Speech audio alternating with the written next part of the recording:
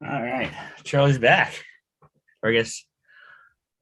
So those of you who are joining us now, we will start in a couple of minutes. Our main presenter needed to reboot his machine. So as soon as he comes back, we will start. A couple more minutes.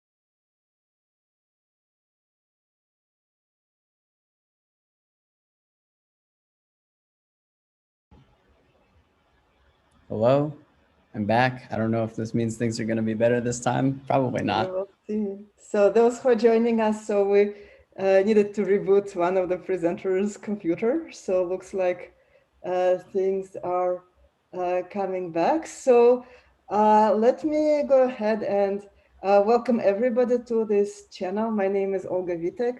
I'm faculty in the Curie College of Computer Sciences at Northeastern University, and I'm the host of this channel.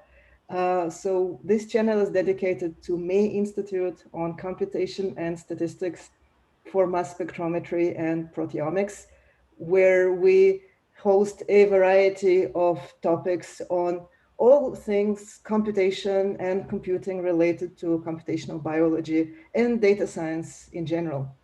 And so today we have an off May season session, which was kindly offered by our two presenters, by Charlie and Jeremy. And I'm very excited to be able to host a discussion on a topic of reproducible research with Python. Before the presenters introduce themselves, let me go over a couple of logistics. So if we are in the webinar mode, so below at the bottom of your screen, you see a chat button. So this is primarily for the presenters to communicate with the attendees, but also if you have some logistics questions, such as I cannot hear, or I cannot see part of the screen or something like that. So you can use chat for that. However, if you have questions related to the actual technical content of the presentation, please use the Q&A button. So the Q&A button allows all the participants and all the attendees to see the questions. And in fact, you can click on questions you find particularly interesting and upvote them. And this allows the presenters to manage and triage the questions in the most effective way.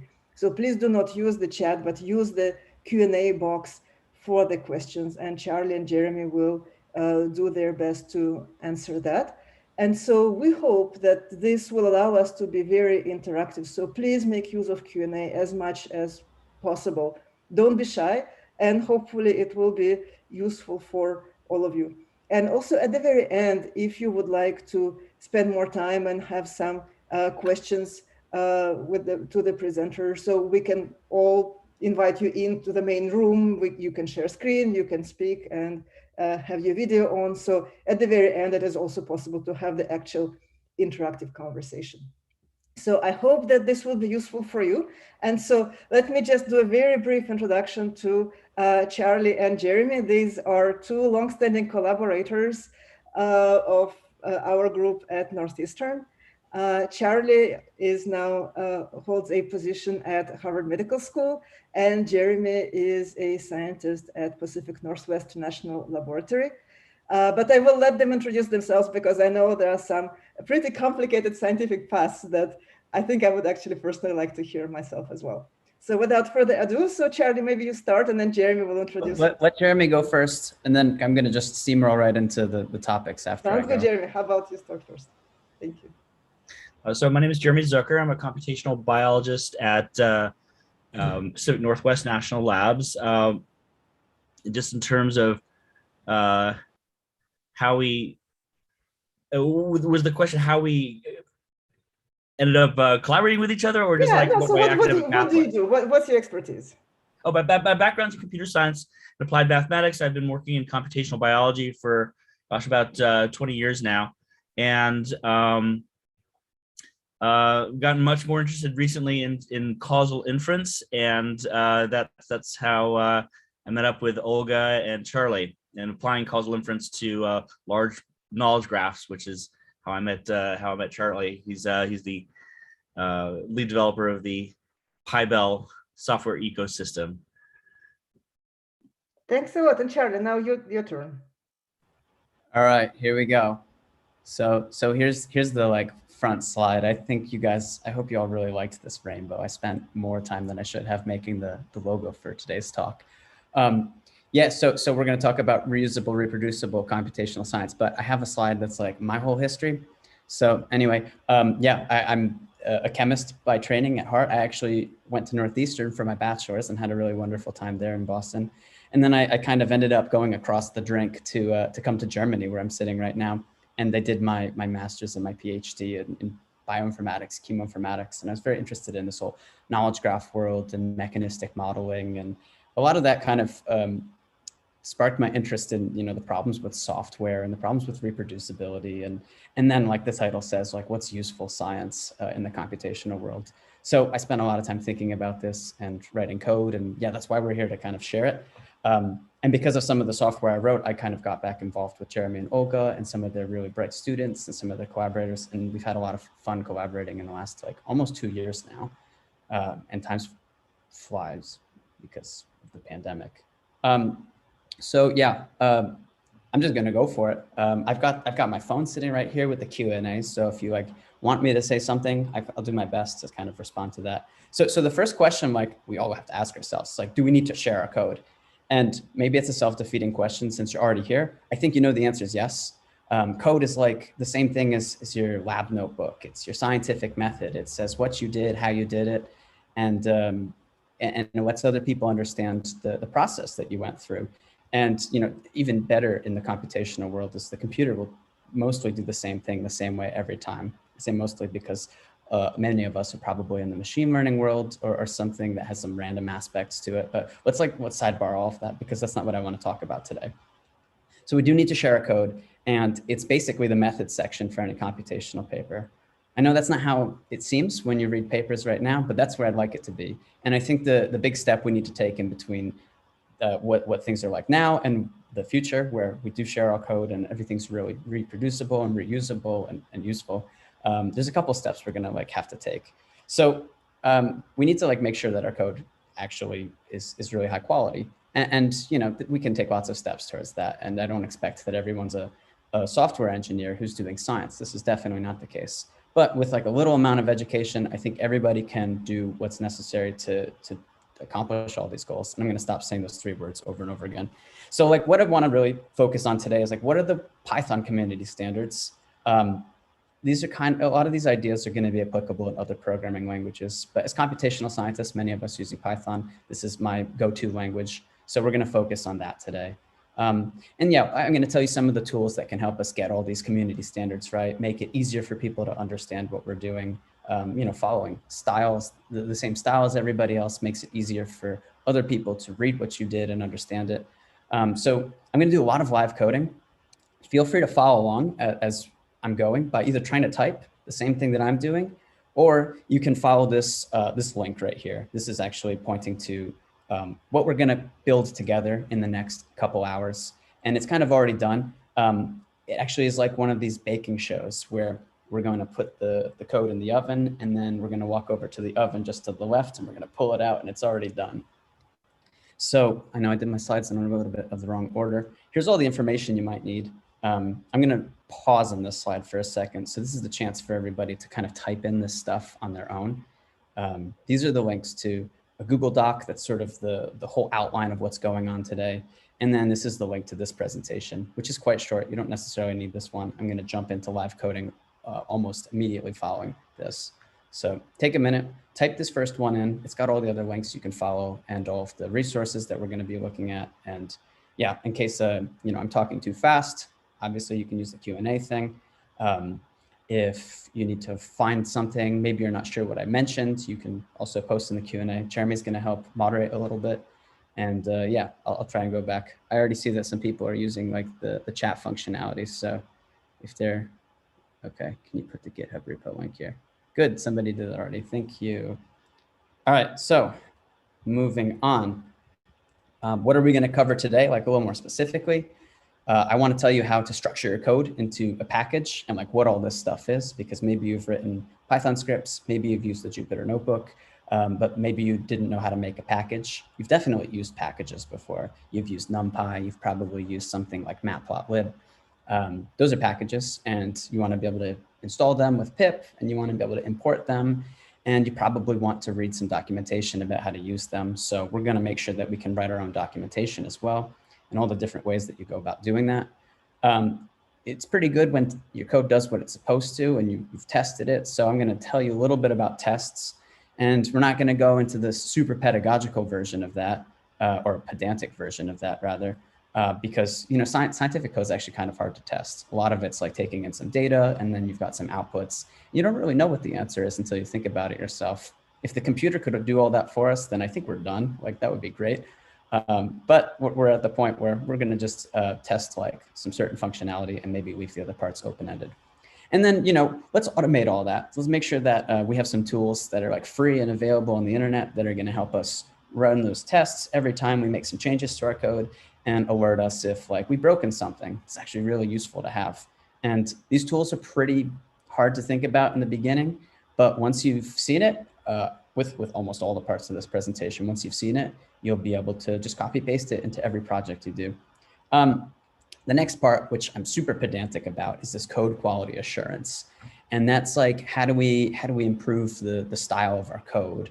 And this isn't necessary like for code to run, but it is necessary for people to understand what you did. And like, maybe let's think about it the same with the metaphor that your code is your method section of your paper. Like you would go back and edit and revise your method section of your paper before submitting it to the journal. So maybe you should think about editing and revising your code so people can understand it as easy as possible. Yeah, and then the last part is like, how do we get our code to other people? This is actually not super straightforward in the beginning, but like the other ones, once you've seen it, I hope you'll be pretty confident you can do it again. And there's kind of the secret number 5, where I'm gonna walk you through doing all of these things, like completely from nothing, from an empty project. We're actually gonna start a new repository on GitHub together. And by the end, it's gonna be full of all sorts of stuff. There's gonna be code, there's gonna be configuration. For everybody who's joining that isn't like feeling like a pro Python programmer, again, the only thing I think you need to understand is how to do hello world to get this talk. Most of the stuff we're gonna write isn't even Python code, but it's gonna be all the stuff that's tangential to Python code. And so in the end, we're gonna have this big project that we built up, and I'm going to give you the solution to just copy pasting this every time with something called a cookie cutter template. Yeah, and then we'll talk about how to distribute your code through PyPI so you can pip install stuff like you've done many times before, how to archive your code using something like Zenodo and GitHub. These are really nice because they keep your code sort of in a stable place forever. And then when you're writing your papers that go with your code, you say, I use this version of the code. And then it's actually possible for people to go back and look and say, oh yeah, here's the version on Zenodo. In the end, I think secret number 6 is if we have time, I'm gonna show you what you can do to take code that already exists and to try sort of give it this whole treatment. It's easy to follow all these rules when you're starting from scratch. It's a little bit more difficult to sort of impose them on a project that's been worked on very hard. And by the way, as scientists, once you finish something, sometimes you don't really want to look back. You kind of want to move on. And so there is like this barrier to entry. So again, the idea is by the end of today, all of you are going to understand the tools and you're going to feel a little bit more inclined and a little bit more confident to start applying them in like whatever order you really want. So yeah, okay, there's 2 slides on here. We're not going to use them. We're going to skip out of this. So we're not coming back to this presentation. We're going to go to GitHub. So by the way, again, this is this iter together finished. We're going to write one function, and we're going to just like beat the heck out of it for the rest of the day. So here we go. Here's how I start new projects. Come to GitHub, new, iter together 2. I think I've already done this before. So we're going to make it public. We're going to add some information. So like iterate over 2 files with the same keys. Okay, we're going to add a README. I'm going to come back to this git ignore and choose a license thing in a bit. Actually, well, let's do the license now. So there's this website called Choose a License. I think it's .com. Yeah. So when you write software, you should always like put a license to go with it, because if you don't, then people aren't legally allowed to like share it, and maybe they can't use it. So this website actually has some interesting like flow charts on how to figure out which license is the best. I typically use something like the MIT license. I follow this. I want it to be simple and permissive. There's some other like things you can probably learn about this on your own time, but something like MIT license is usually appropriate for scientific code. If you think you're going to build a business around like code that you've written, I probably suggest not doing that. But yeah, there's other kind of licenses that can protect more of your rights and make sure that people can't like redistribute it. Or if you want to be super, you know, leftist about it, you can follow these copyleft licenses that force other people to share any changes that they make. So yeah, you can think about that. Luckily, GitHub has this kind of picker, and I'm just going to type in MIT. So we're not going to come back to that. We are going to come back to this git ignore thing in a bit. So here's my repository. Here we go. Good. And we're going to open it with GitHub Desktop.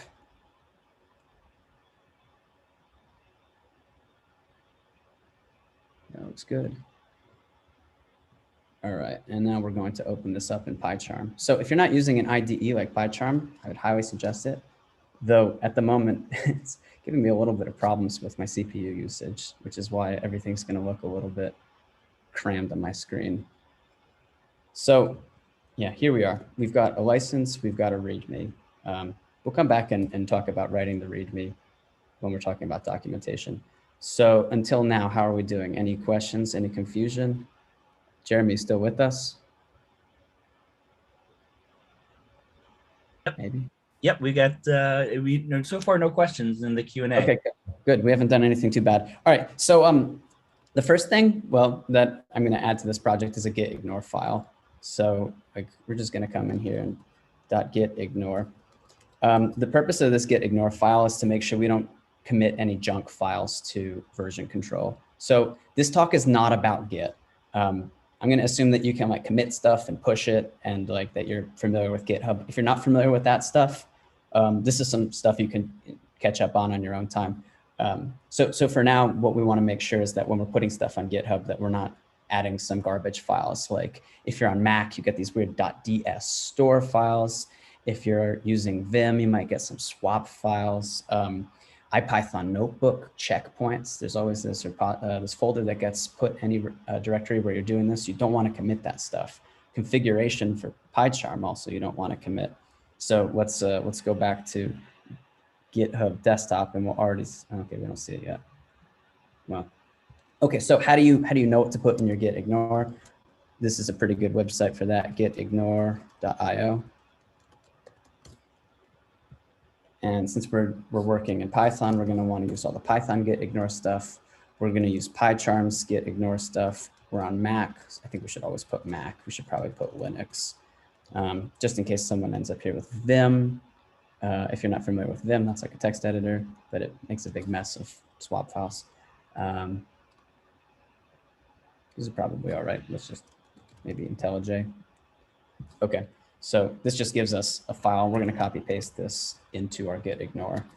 And so like, I'm going to go through this really, really fast. First is it's telling you, okay, don't commit any of the configuration from your PyCharm files. Like it wouldn't make any sense to commit your personal configuration to a software project. Later, there's some Python specific stuff. So we don't want to like commit our Python like builds. We don't want to commit any of these sort of compile to PyC files. This .egg.info like is also related to packaging. We don't want to commit any of these built products to version control either. So you can learn more about this, or you can just copy paste it every time. This is good enough. So we're gonna just kind of move on. So the first thing that actually we want to do is kind of start coming up with a place to put our code. And question for Jeremy is, can we see this all right? Is it big enough, or is it already getting to be kind of jarring to look at? The text is too small. If you made it a little bit bigger, that probably wouldn't be a bad idea. Okay, let's see if we can do it. Bigger. Okay, we all still here? Zoom still good? Yeah. Okay, let's try it. So yeah, every Python project is going to have kind of the same structure. We're always going to put this folder called src, and that's like short for source. So source code goes in there. And inside the source code folder, we're always going to put another folder, which is the name of the project. So I think the name of this project is going to be iter together. I know I didn't explain what we're actually doing with this project yet, but it's not super important. So when you make a name of a Python package, like or Python project, you can't use any funny characters. Like this is going to be the thing that you import. So it has to have just like letters, numbers, underscores. Probably shouldn't start with an underscore. Probably shouldn't start with a number. No dashes, definitely no dashes. So this doesn't have to be exactly the same as the name of your repository on GitHub, but for the benefit of users and readers, it probably should be. Notice that like kind of in GitHub worlds, you would use a dash between iter and together. And in Python world, you use an underscore. Be careful about that. It's probably better to use dashes on GitHub because that's the way everyone else does it. And I think the theme of today is just do stuff that's the same as everybody else to reduce the cognitive burden of people reading your code and finding your code and understanding it. Okay, so PyCharm actually did something nice for us already. It created this weird file, which is like __init__.py. So if you didn't know this already, Python has a lot of these double underscore things. And we use them so often that actually there's an abbreviation for 2 underscores, and it's called dunder. So if I say dunder init, it means 2 underscores init, 2 underscores. So here's our dunder init. This is a Python file. We're actually going to have a Python file that's called dunder init in our project. And we're only going to use this to sort of organize ourselves. So here's the first like bit of documentation I want to teach you about. If you have a Python file and on the first line of the Python file, you use triple double quotes. Okay, hold on. You can start putting a doc string for this. So like, I'm going to tell you what the purpose of this package is. So this package has utilities for iterating over files. Okay. So like, it's pretty good to have a short explanation of what the package does in the first line. And then like, maybe if I have some more explanation, you leave an extra line and then you like longer explanation goes here. Okay, question was, what's the difference between a Python package and a directory? Basically, Python package is anything that has one of these inits in it, but it's really more how we define where code goes. And let me like come back to that. I think it's going to be a little more obvious in a bit. So yeah, I guess if your folder has Python code in it, then it's a Python package, maybe. Let's come back to that. All right. So in the meantime, I have to configure my Python interpreter. So let's just set that up for the rest of the day.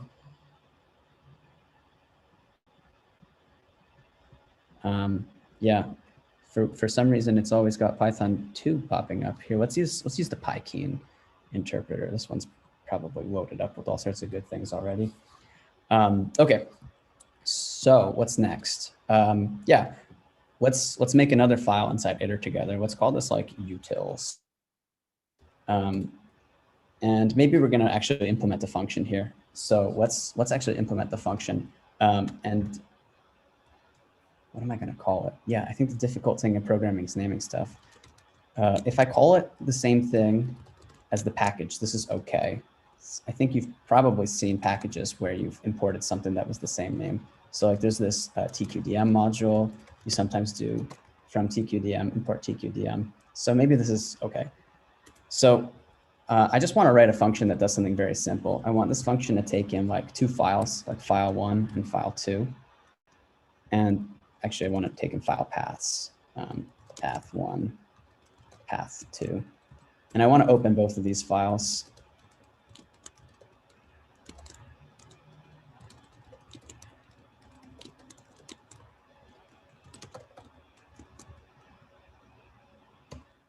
Question, why do you not put functions in a class? Because we're doing Python programming and we don't have to. Things are better this way. Okay, so my goal for... You could increase the font size. Oh, yeah. Here we go. All right. Okay, so my idea for this function is like, let's just open up two files and then let's like iterate over them together.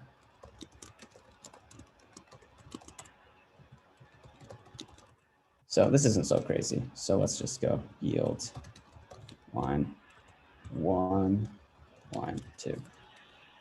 All right. So I'm not going to write too much more Python code for the rest of this talk. Like, I hope everybody understands what this function does. It's going to take in these two paths. These are going to be like strings. It's going to open them. It's using this kind of context manager thing, which is like a with statement. You can actually open up two different files at the same time in the same with statement. We're going to use zip. So we iterate over both of them at the same time. And then we get the lines from each of them together. And we're going to yield those back. So yield means like, yeah, we're iterating. So if you don't know anything about yields, this is a really great tool.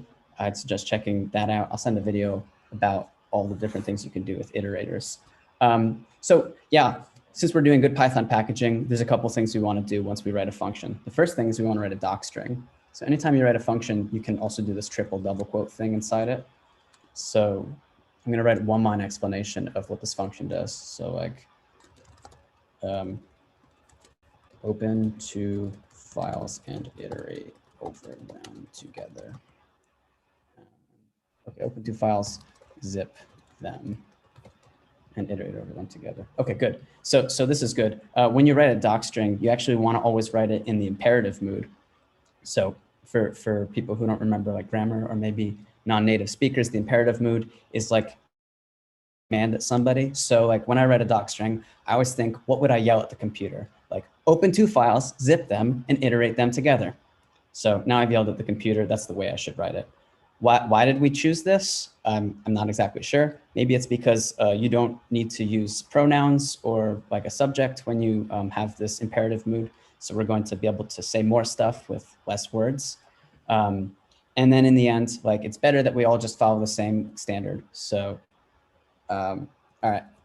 The next thing we're going to do is we're going to add some information about these two things that go in. So we're going to use this syntax. There's a couple different ways of doing this, but I think this is the best one. Param path2. So the file path of the left file, file path of the right file. Okay. And then, yeah, we also have to like, maybe this yield thing isn't such a good example. Why don't we change around the example a little bit? Let's say results equals this. And then we do results.append.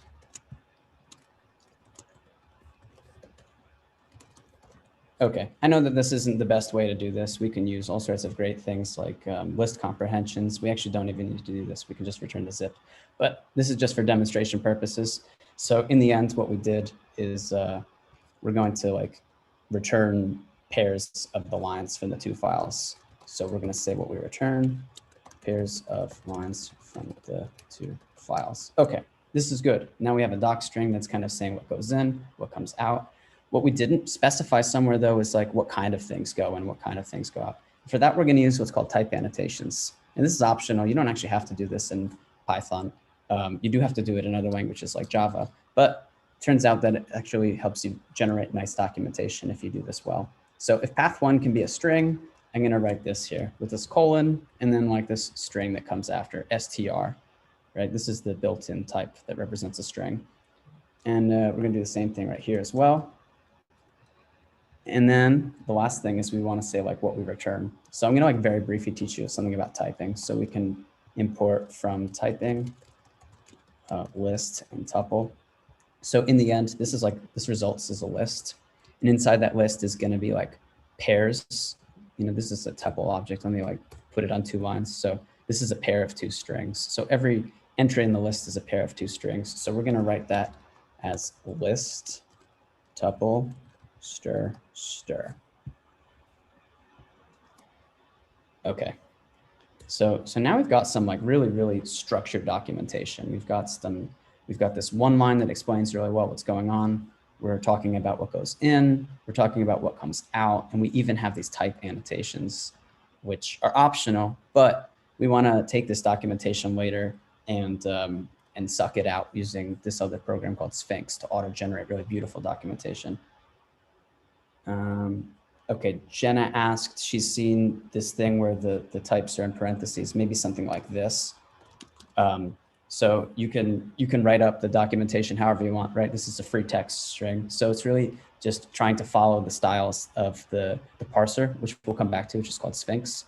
And then it's, you know, if you don't have to write this like in free text, and you can do it in a structured way, I think that's better somehow. There's also some other documentation styles, like this one's called the, oh boy, I'm gonna get them wrong. I think this is the NumPy syntax. No, I think this is the Sphinx syntax. There's also another syntax for doc strings called like the NumPy syntax. Yeah, sorry, I don't want to misspeak on this one. Anyway, there's a couple different ways that you can write it, and the parsers will do different ones. But I think this one's the most compact, and we don't want to like waste a lot of space because we do want to make sure people can get to the code at some point. I have written doc strings that were, you know, like hundreds of lines long for this and that. And then if you're looking for the code, it's really jarring.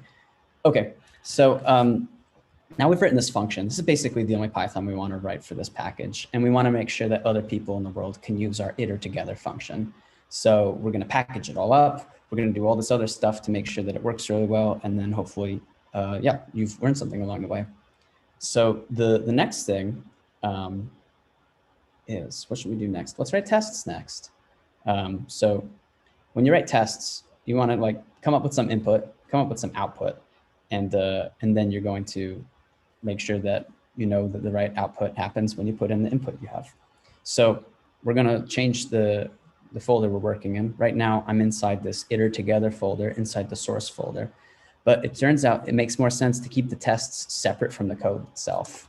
And there's a couple different like reasons why you should do this. One of them is kind of the weird way that imports work in Python, and we haven't come back to that yet. But there's a couple ways you can get yourself in trouble if the tests are mixed in with the code itself. And the other thing is you want to make sure that the tests are sort of representing the scenario where somebody imports your code and does something with it. Like, you know, so we want to make the tests not actually part of the code base. So the tests are checking what would happen if a real person uses it. Okay, so with tests, we're also going to write tests in the Python programming language. It's kind of meta. It's pretty cool. So let's call this test utils. So yeah, test utils. So let's also give this one a doc string. Every Python module deserves a doc string. So like, let's say test the iter, I don't know, test the utility functions. Okay, so yeah, you know what? I did this a little bit in the wrong order. We're going to come back to the tests. Okay, so before we do the test, we need to make sure that the code can be imported. And so let's figure out how to do that. So we're going to make a new piece of configuration called the setup.py. So actually, there was a question earlier that asked, what's the difference between a folder and what's the difference between a folder and a Python package? And actually, a Python package is anything that's in the same directory as this setup.py file. So setup.py can actually be quite simple. You can basically just do this from setup tools, import setup, and then run setup. I don't want to explain exactly what's going on here because this isn't the important part. But we also have to make another file called setup.cfg.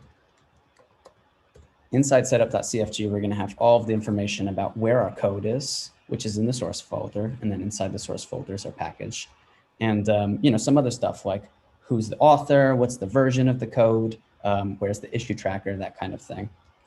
And, you know, I said I was going to try and get my second monitor working to make this a little bit easier, but I'm going to actually just kind of copy paste some bits from another one that I've done before. So hold on. All right. So the first thing is we're going to, if you're not familiar with like this CFG or IONI format, it's basically you get these headers that are in square brackets and you have kind of these key values on the way down. So we need to know what the name of the package is inside this metadata header, inside our setup.cfg, and we're going to call this iter together. This should actually match the same thing as what's inside your source, right? If they don't match, you're going to run into some issues. And then you have to choose a version number. This is actually quite difficult because when I start a new project, usually I say it's like 0.0.1-dev, but we're actually going to take a little bit of like a sidebar and look at this thing called semver. Maybe you've seen this before. Like semantic versioning means that you have like a major version number, then a minor version number, and then like a patch. So this is a good way of telling people like when your code changes a lot or when it didn't change that much. Most of the packages you use probably have semantic versioning. And some of them don't. Some of them use some other stuff where maybe they just have like a major.minor. This one's kind of up to you. I would suggest sticking with this because it's like well documented on this page why you should do it, and most other people do it this way. If your code ends up with a 1.0.0 version, it kind of signifies to the world that it's kind of stable. And as scientists, maybe we don't really want people to necessarily rely on our code. So maybe we don't get to that 1.0.0. Maybe we leave it just like version 0.1 and then version 0.2, and then we go up like that forever. Yeah, this is some other stuff you can read about. I'll just show you how to kind of deal with this in general, and then you can decide what version numbers you want to put. Okay, so we also need a description to go along with our package. So I actually already wrote the description. It's going to be the same thing that I wrote in this init file. So we can just copy paste that. And then there's a nice other thing where we can just say there's a longer version that describes this. It's actually a README file. So you don't have to understand like what the syntax is. You can just copy paste this every time. It's working for me so far. We're going to come back and we're going to write more in the README by the end. Okay, so after we have the project metadata, we need to say a little bit about where the code is and in what shape it's taking. So we're going to come back here and we're going to grab those. So we've got, we're still in metadata, we've got options. So now we have this options header. And inside the options header, we're going to grab this, where's my code? And then we're also going to grab this kind of redundant looking part, how do we find our code? So I would say this is kind of one of the hand wavy parts of what I want to teach you. This is very hard to understand, and I'm not sure I understand it myself.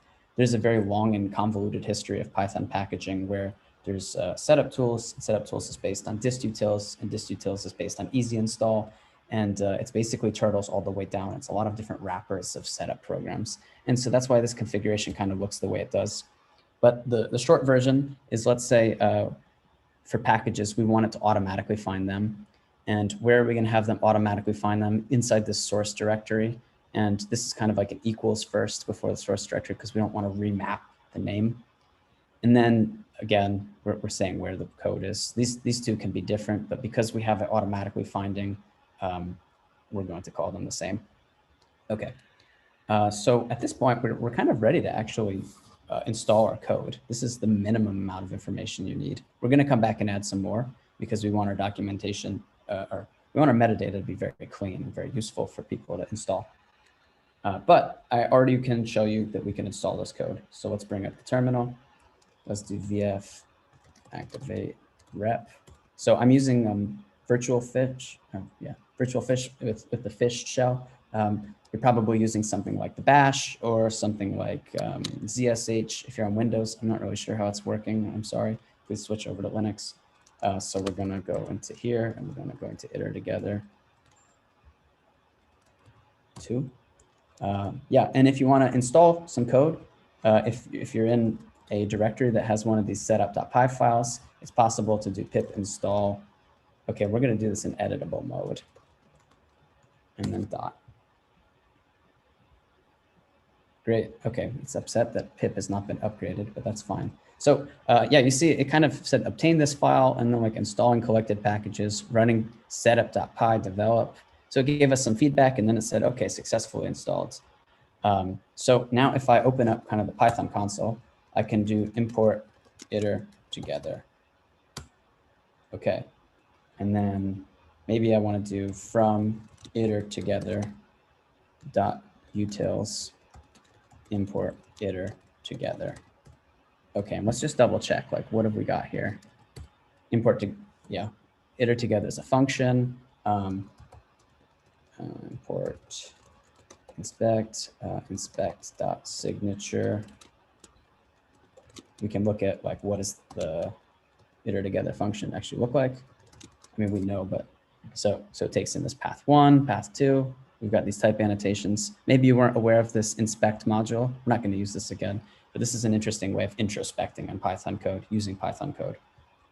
So it actually looks like this function's imported properly. I know we kind of did something weird, right? We imported iter together, and then we actually imported the function. So the function kind of overwrote the module itself. Let's like try that one more time. So if we just do import iter together, and now we do iter together, it's going to be a module, right? So this is really interesting, by the way. You can see my file path to where this code is.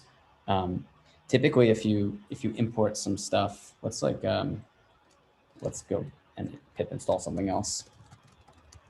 Maybe you've used the requests module before. So if we do Python and we import requests, and then we look at the requests module, it's actually going to live inside this virtual envs. And so this is the rep environment. And then inside there, we've got this kind of crazy path like lib, Python 3.9, site packages, and then like the code's inside there. So remember when I did this pip install earlier? Increase the font size as well. Yeah, just occurred to me it was a little small. So remember back up here, we did pip install. And then we did this -- editable thing, and then this dot.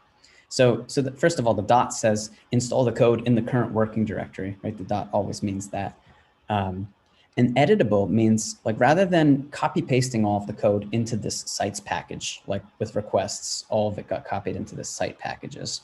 Rather than copying the code there, we're actually just going to create a symlink. So we can keep the code in its original location. And even better, as we update the code, it's going to get reflected when we import it next time as well. One caveat though, if I go and start changing the code in the PyCharm in the background, I'm going to have to restart Python to like re-import it because once you've imported something, it's not going to re-import it. It actually caches all of the code. There are ways around this, but they're super evil and rely on dark magic. So we're going to skip that today. All right. So this is actually pretty good. We're what, 40 minutes in, and we've got a function. We've been able to import it. We didn't use it yet, but I think if we wanted to, we could. Let's try and come up with a test so we can show that it really works all the time. So I'm going to stop talking for like a minute. Let everybody let that sink in. Take a sip of my tea, and then if anyone's got questions, yeah, we can try and answer those at the moment. Yeah. So one question was, where did the cookie cutter thing come from? Oh, the cookie cutter thing. Yeah, this is the end of the talk. I said I wanted to kind of do this with two monitors, and I wanted to have the cookie cutter template on the second monitor so I could copy paste some stuff one at a time. I mean, I'm not perfect. I don't remember all this. This configuration is crazy, right? Like I don't expect everyone to understand this. You just have to know kind of what it does and then be able to reuse it. So I was thinking as I go, I would copy paste this configuration out of my cookie cutter template. And so I mentioned in the beginning, when we get to the end, after we've done everything by hand once, and by hand, assisted with copy pasting, I'm going to show you how to use the cookie cutter template to automatically generate an entire repository that already has this structure for you. I hope that answers the question. So we're going to come back to the cookie cutter thing. And if you see me flopping back and forth between these kind of funny looking things, this is like cookiecutter.package name. It's because I'm actually just copy pasting it out of the cookie cutter itself. this is like a template file. You see, we're going to use this cookie cutter to automatically generate a package with a given name and description and some information on GitHub. So where were we? What's the best way to okay, here's another one from Adoen. What's the best way to restructure a pre-existing GitHub repo, simple directory containing a .py and some input and output.txt to file a Python package? No, I would say don't. And then she followed up, delete the repository and start fresh. And I'd say, no, we can always kind of reorganize. And by the way, I actually wanted to do a live demo of how to reorganize pre-existing code at the end. We're going to look into some chemoinformatics code that Pat Walters recently posted about this morning. And I thought, wow, that's great for my demo. I'm gonna pull request to that and package his code for him. So we'll do that. And I think that might be maybe even the best part of this experience for everyone, is to see how I can do this on a repository that has some code that I've already written, rather than just starting from the beginning. Because yeah, it's easy when you have a fresh start. If you've written a lot of code already, sometimes it is good to take a fresh start. So it's up to you. Okay, answer live.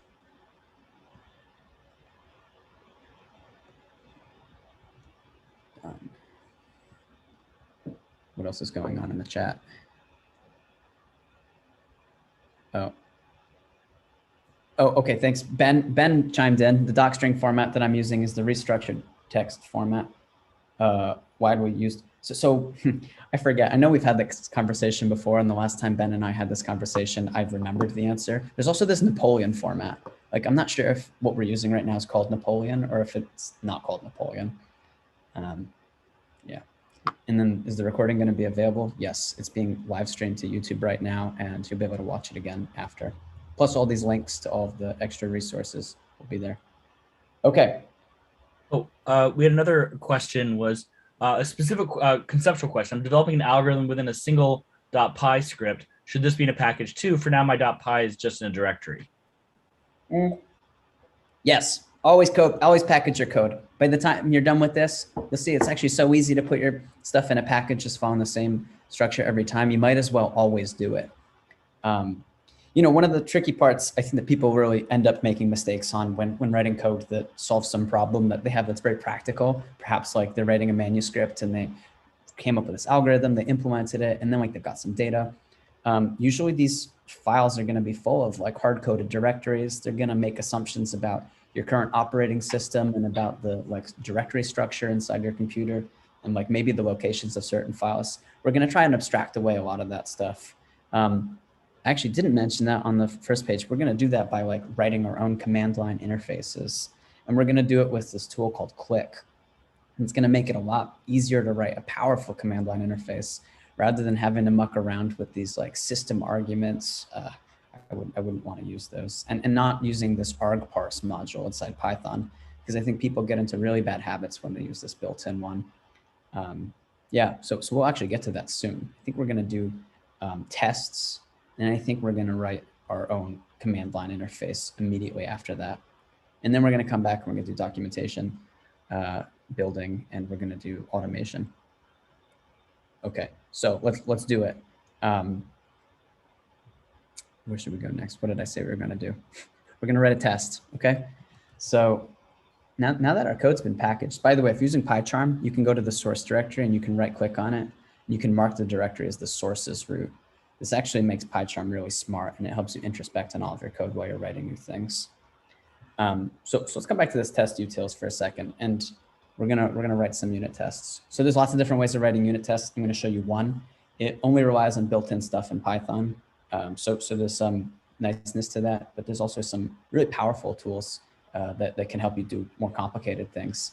But as a scientist, I think this is probably good enough. So let's start. Let's import unit tests. So if you're a Java programmer, maybe you've seen JUnit test. The Python interface looks very similar. So we're actually going to start by writing a class. So somebody asked earlier, why would you write classes or functions? It's also sort of a creative choice, but this one you have to write classes. So it's called this like test utils. And we actually have to have it extend to this test case class inside unit tests. And just like with our modules and with our functions, we're also going to write a doc string for a class, like test the utilities. I don't know. This is like pretty self-explanatory, so it doesn't have to be complicated. Utilities. Okay. All right. Inside your, remember we named this like test utils. Turns out that it's like really good, maybe necessary to call all of your tests with like test and then something else after that. It's good to name your classes with like test this or that. I think it still works if you don't, but there's some like magic that helps run all these tests that actually does some checking to see if the word test is in the name.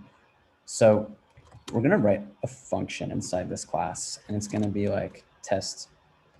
It's gonna be like test my function. Okay, just so we don't keep using the same name over and over again. So test the func iter together function. All right, so if we want to test the function, we actually have to import it. So we're going to do from iter together dot utils import iter together. All right, and if you remember, let's jump back. So we have to give it 2 file paths, and it's going to give back like sub list of stuff. So we're going to write a test that kind of does that. So we need 2 file paths. I'm going to do some things that like, okay, it's a little bit more advanced Python programming, but I think it should make sense. So it turns out that there's always this variable available in every Python file called file. And this tells you what the path is to this current file. So what I'm going to do is I'm actually going to make 2 test files, like test1.txt and then test2.txt. And these are going to be like really simple. It's just going to be like hello, hi, hiya.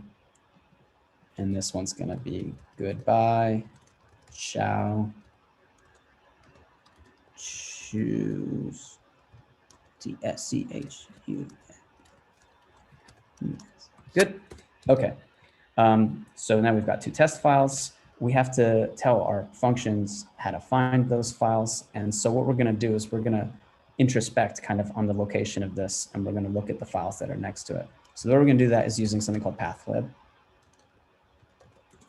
So I always do this at the top of my files when I need to use file paths that are relative. I'll create a variable called here, and then I'll use pathlib to sort of do some introspecting on this file. So just bear with me on this one, parent.resolve. Okay, so I'll have it print out what this file is, but this is going to be like the file path on your computer to this current file that we're looking at. And then we're going to say .parent, and that says, give me the like folder that this file is in. And this .resolve thing, it just makes sure that there's no relative file paths. We actually can skip that. Let's skip it. Okay, so path 1 is going to be here to join path with test1.txt. And path 2 is going to be the same thing, but with test2. And then we're going to run iter together on path 1 and path 2. Okay, and here's our results. So the way that unit tests, oh, okay, let's, we'll come back to that in a second. The way that unit tests work is you want to write some functions that like check that 2 things are similar. So I know that like we expect, kind of expect our results to be, I think it was like hello, goodbye, and then it was hi, and then, okay, let's double click.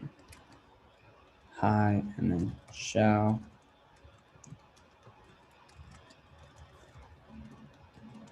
And the last one was, uh-oh, I already forgot. Hiya and choose. Okay, so we've got the thing that actually comes out. We've got what we expect, and then we can use the unit test framework to check that they're equal.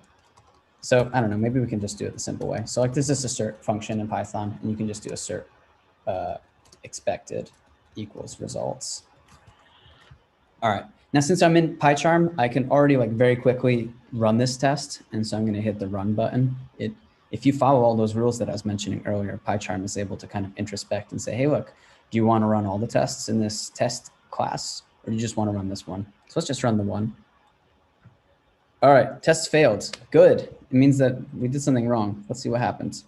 So assertion error. All right, that's not super helpful. Let's change the way that we're doing the testing because I want helpful feedback. So we're going to use assert equal.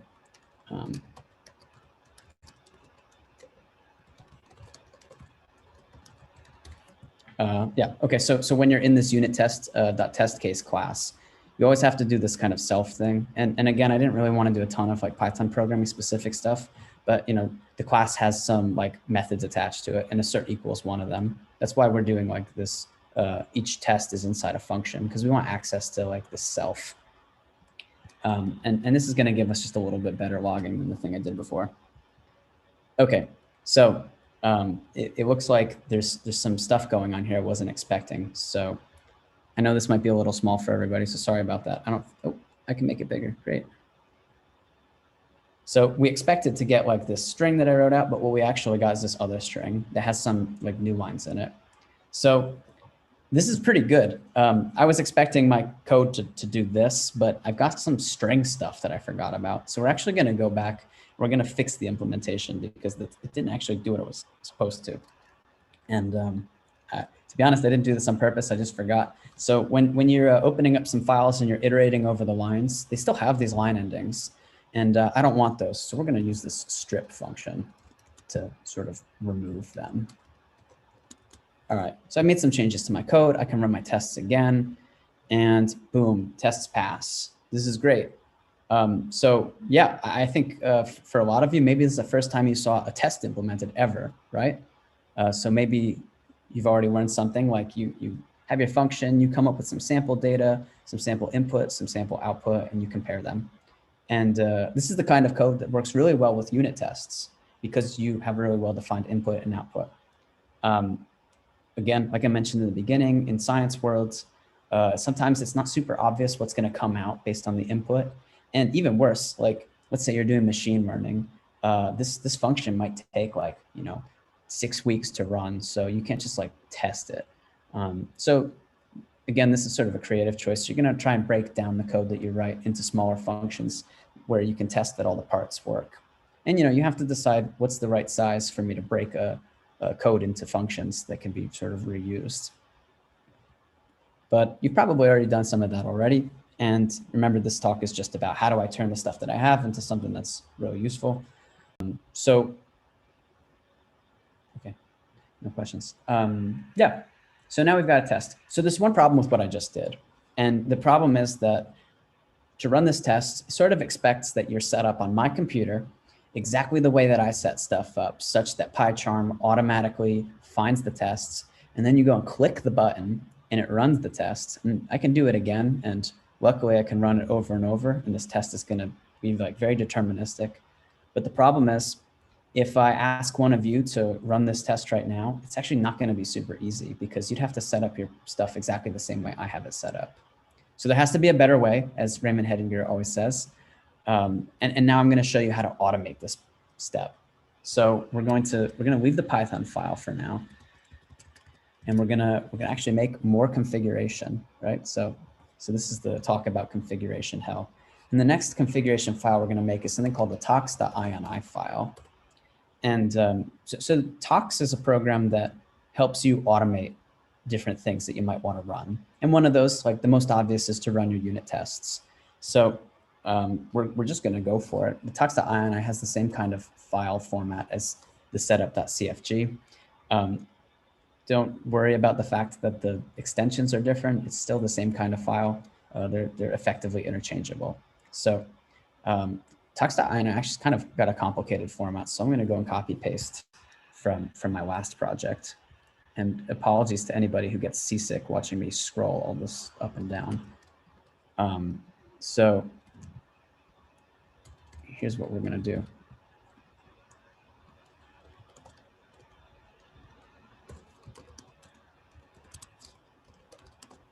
Actually, that one wasn't so bad. So we need a section called test env, And there's some special keys inside a tox configuration. There's commands. This can either be one line or it can be multiple lines. So I'm going to write it as multiple lines. And then you can write whatever you type inside the shell or the bash, or yeah, your shell. You can say what are the dependencies that it needs. So to run the tests, we should install this test runner called PyTest. And yeah, once that's, okay, let's put this in the other order. First, we're going to install some dependencies, and then we're going to run some commands.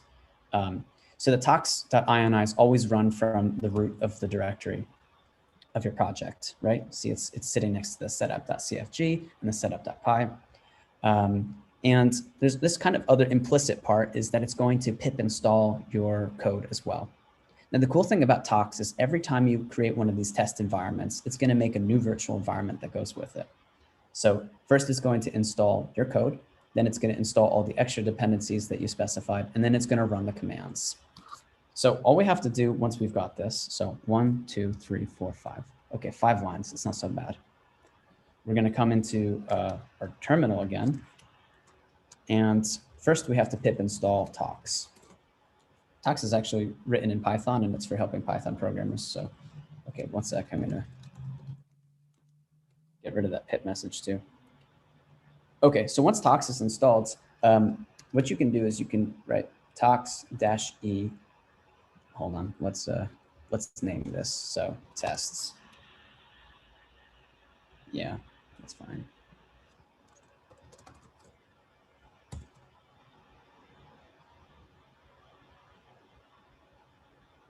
Okay, great. So what happened here is this tests, that's actually the name of the environment inside the Tox file. And this E says like run that environment. And so you see what it did is it created a virtual environment. It installed the dependencies. It installed our code. And here's the list of all the dependencies that our code, had to install. And then it runs some commands. So this is what happens. Like we've run the tests. It ran one test and it passed. So yeah, this is actually quite nice. Now we have sort of an automated way. But this tox-e tests, that's actually a little bit problematic because it means that people need to know what is the name of your test environment. So there's two things you can do about that. The first is you can specify like some tox settings. And there's this variable called env-list. So what you can do is you can write down all of the environments that should be run if nothing's specified. So now I've got this env-list, and one of the things in it is tests. That tests corresponds to this tests. And now if I come back here and I just run tox, it knows to run that. So this is good. Now it means that we can tell anybody around the world, please, like, if you want to download my code and you want to run the tests on it, you just have to download it from GitHub, and then you just have to run Tox inside that directory, and it figures out everything. It knows how to install it, and it knows how to test it. So like in 1 hour since we began the live stream, I think we've already come very far. So again, I want to kind of stop and give everyone a chance to ask some questions. Like it's been an hour, maybe we need like a 5-minute break, and then everyone can get up, stretch, bio break, and then come back. And I'm going to show you all sorts of other crazy things that we can do with the Tox file and other kinds of things that we can do to automate checking our code, checking some other things like code quality, documentation coverage, and so on. So yeah, let's check for questions now and then give everyone like 5 minutes. So Jenna Jordan wrote, let's say you've written some code, you're using it yourself to do the thing you wrote it to do, but you also want to abstract and allow other people to do the thing, but not necessarily see or include you doing the thing. You suggest having a separate repo for the package and none of you actually using the code for your own task, and then in a separate repo actually import it and use the functions of your own thing, or do you keep it all together in one repo? That's a really interesting question. So depending on what your perspective is, so let's talk about a project that I've worked on called PyBell. And this is a program that has all sorts of functionality for building biological knowledge graphs. And there's also a really powerful functionality in it. And I was working for a company that wanted some other functionality. And so I wasn't able to implement that functionality inside the public repository. but I was able to make a second repository and implement it there. So that's one reason why you might want to split them up. If you're an academic, I think that it's a really good idea to kind of keep all the code that does stuff in a repository and then make a separate repository for the application. So let's say that you're like doing some new kind of algorithms for doing transcriptomics analysis. I would say make a repository that you implement all of the analysis. And then in your second repository, you can say like, hey, look, I've got this data set from my collaborators, or I downloaded it from some source on the internet like GEO, and then I applied it, and then, you know, here's the results. So I think those are good to keep separate for like, yeah, practical purposes. It means that you're not going to mix up the code that like is for your specific application. It helps you think about what would it take for somebody else to reuse this. Because if those two things are mixed up, then it's very hard for someone else to use it. Is that a good answer? I guess the answer is like, yes, you should split them. Unless the stuff goes together like really closely, then just keep it together.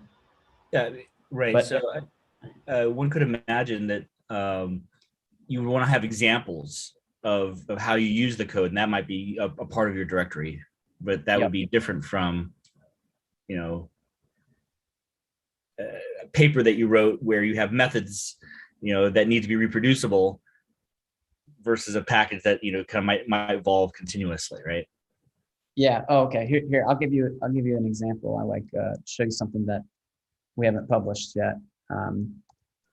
So I'm working with some machine learning people, and I was like very specific. You should make examples on how to like use this. So this is a machine learning like package that grabs some like biological network and some text that goes with it, and it does some inference about the relationships and says how likely they are to be true. So like predicting new relationships based on a combination of like some nodes and some text. And so to train this like model, which is called a transformer, is very, very expensive. It takes a long time. And to use the same data sets that we used is like kind of nonsensical. But you can show very quickly, like in the README, here's an example with like a very small amount of sample data, like how you can use the code. So this is what Jeremy just illustrated. Okay. Anything else on the question list?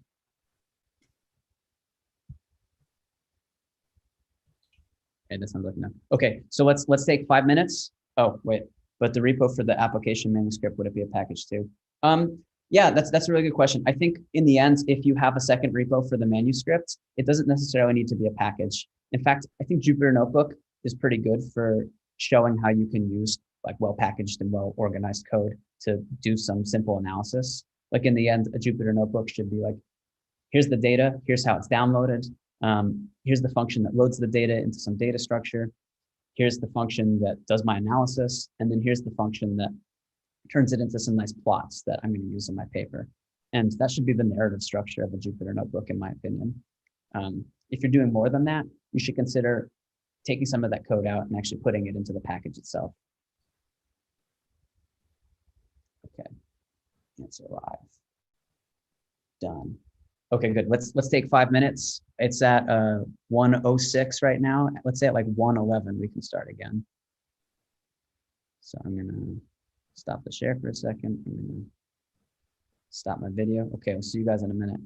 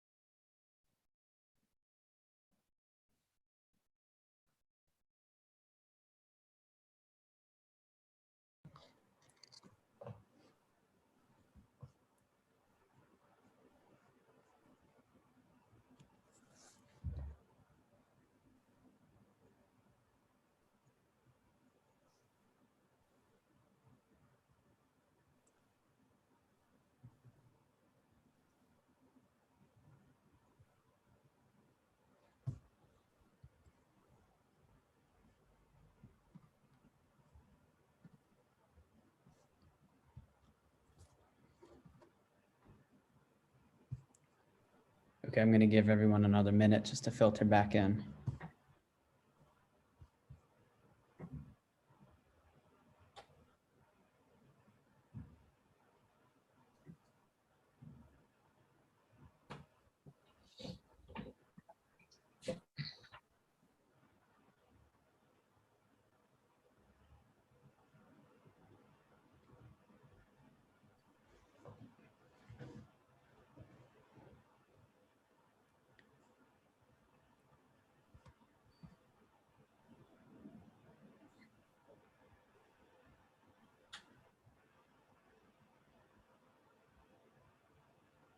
Okay, let's get going again.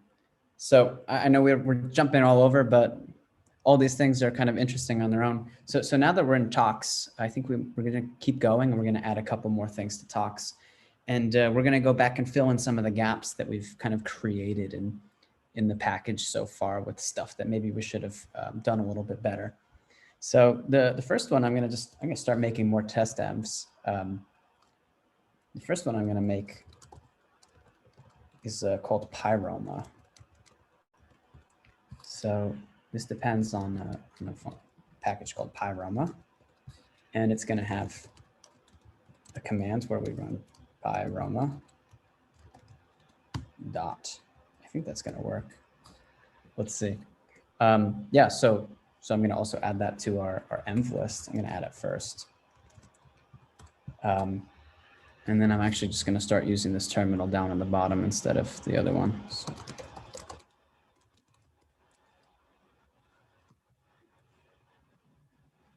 Okay, that's not so big. Yeah, so if I go tox -e, Pyroma. Uh-oh, I'm in the wrong place.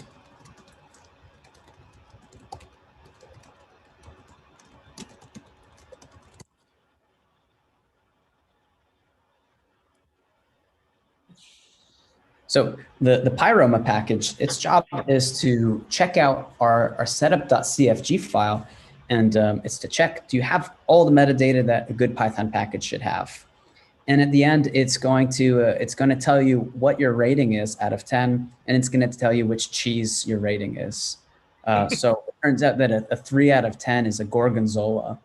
And as a little bit of an Easter egg, the original name for the Python packaging index was called the Cheese Shop.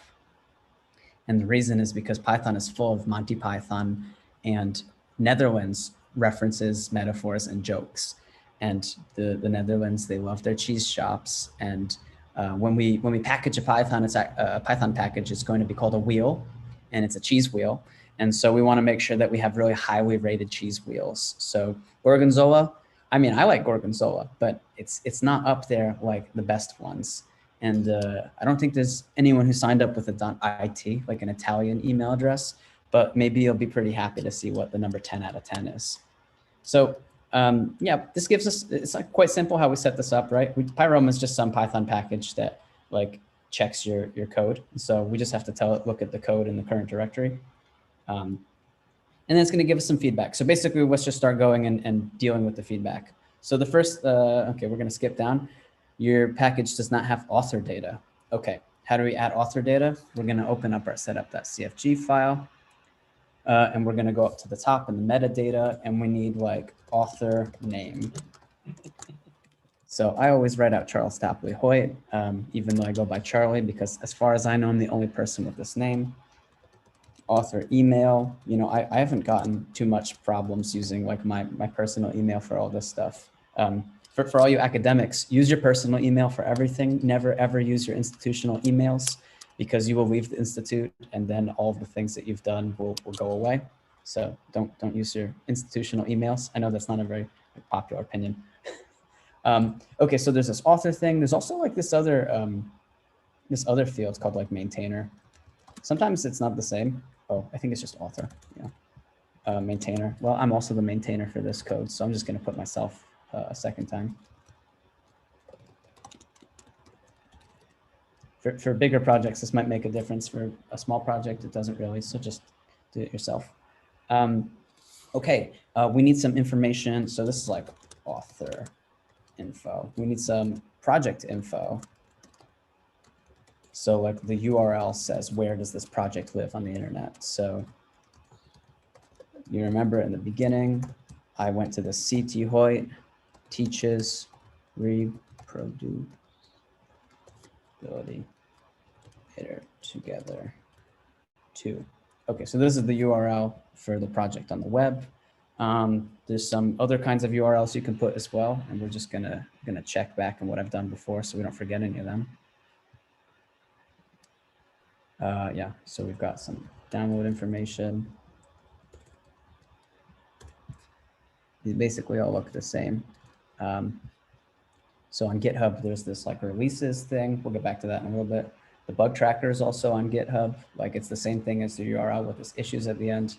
And like the source code is actually the same thing as the URL. If your project has like a really nice website, you can switch this URL to your project's website. By the way, there's like this GitHub IO thing. So maybe you'd have like a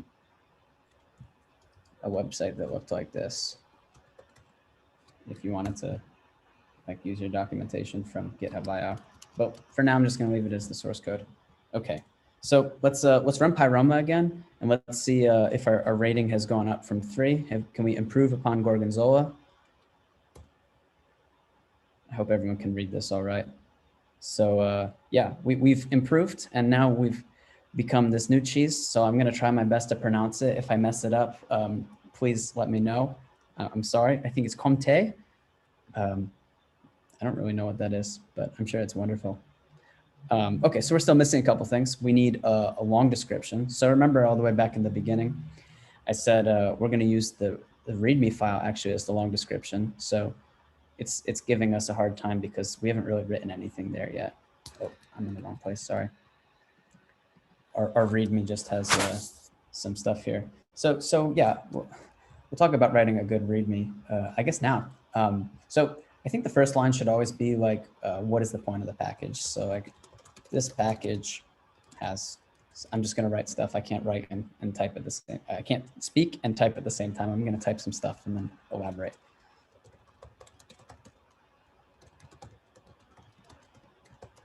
Okay. So let's say like every package should have something about installation. So now that we've packaged our code, it's possible to install it from GitHub if we download it. So you might want to tell somebody they can git clone it.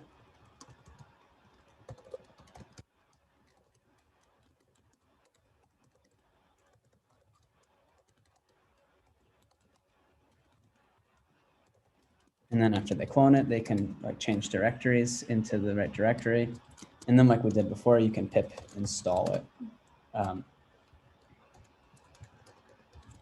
Now, people don't always know what editable is. So like I always put a little note where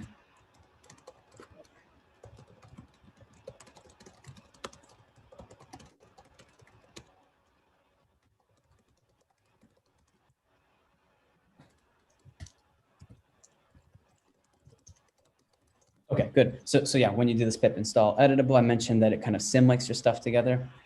So let's say the code can be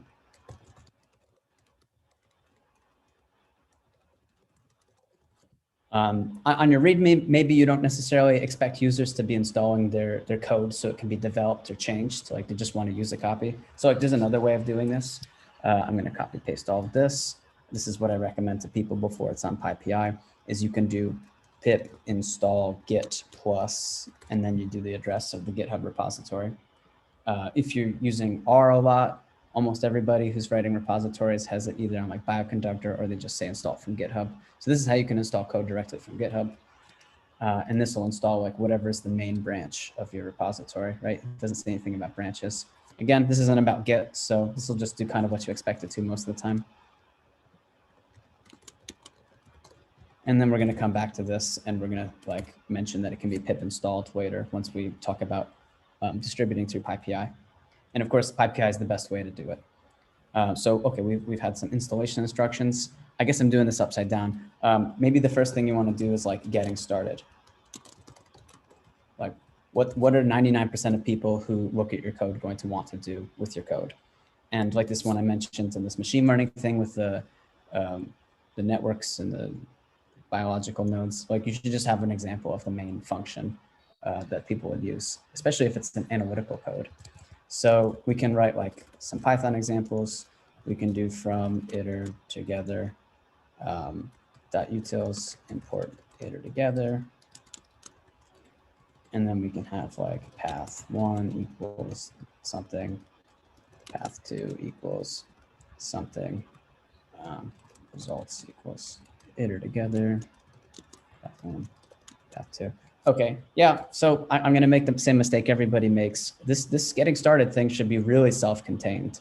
And unfortunately, like the way that we've written this code, it takes in some file paths. It's kind of hard for it to be like a self-contained example. I think some really good examples of self-contained example code come from like NumPy or PyTorch, where they have a function and there's like really obvious input and output. You know, when we wrote this test, we had to create some extra help files. So it's kind of difficult to test some code like this. And maybe this is a good place to kind of veer off into the side and say, well, this isn't really good program design. Maybe we want to write code that that kind of abstracts away some of this like file operations.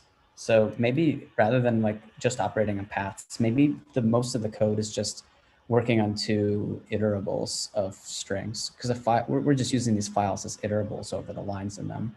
So maybe we would want to split this code up into 2 different functions. And then maybe we want to spend most of our time testing the code that operates on a data structure. And then we can separate the data structure and the loading of the data structure from the code itself. I don't want to go too much into that though. This isn't like supposed to necessarily be about like that part of software engineering, but I'll write it really quick anyway.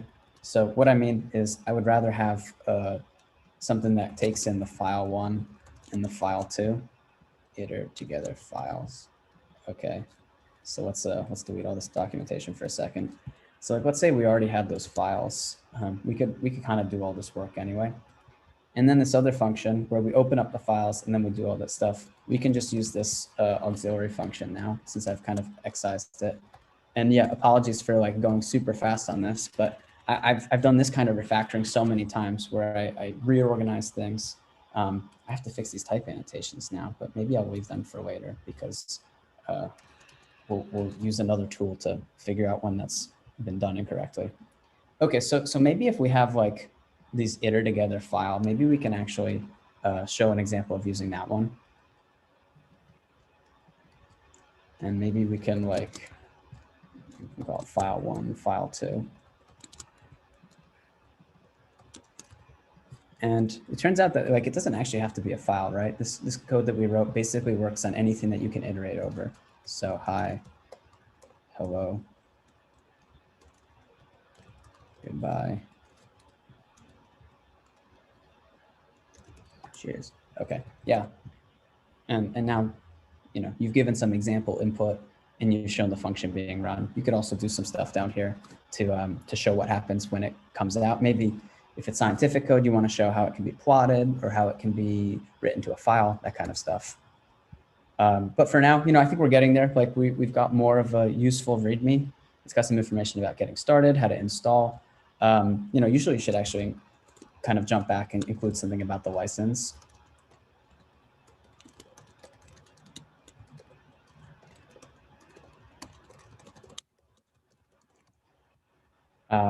You know, this is also a place where like if you've got project funding, you should probably include that on your README as well.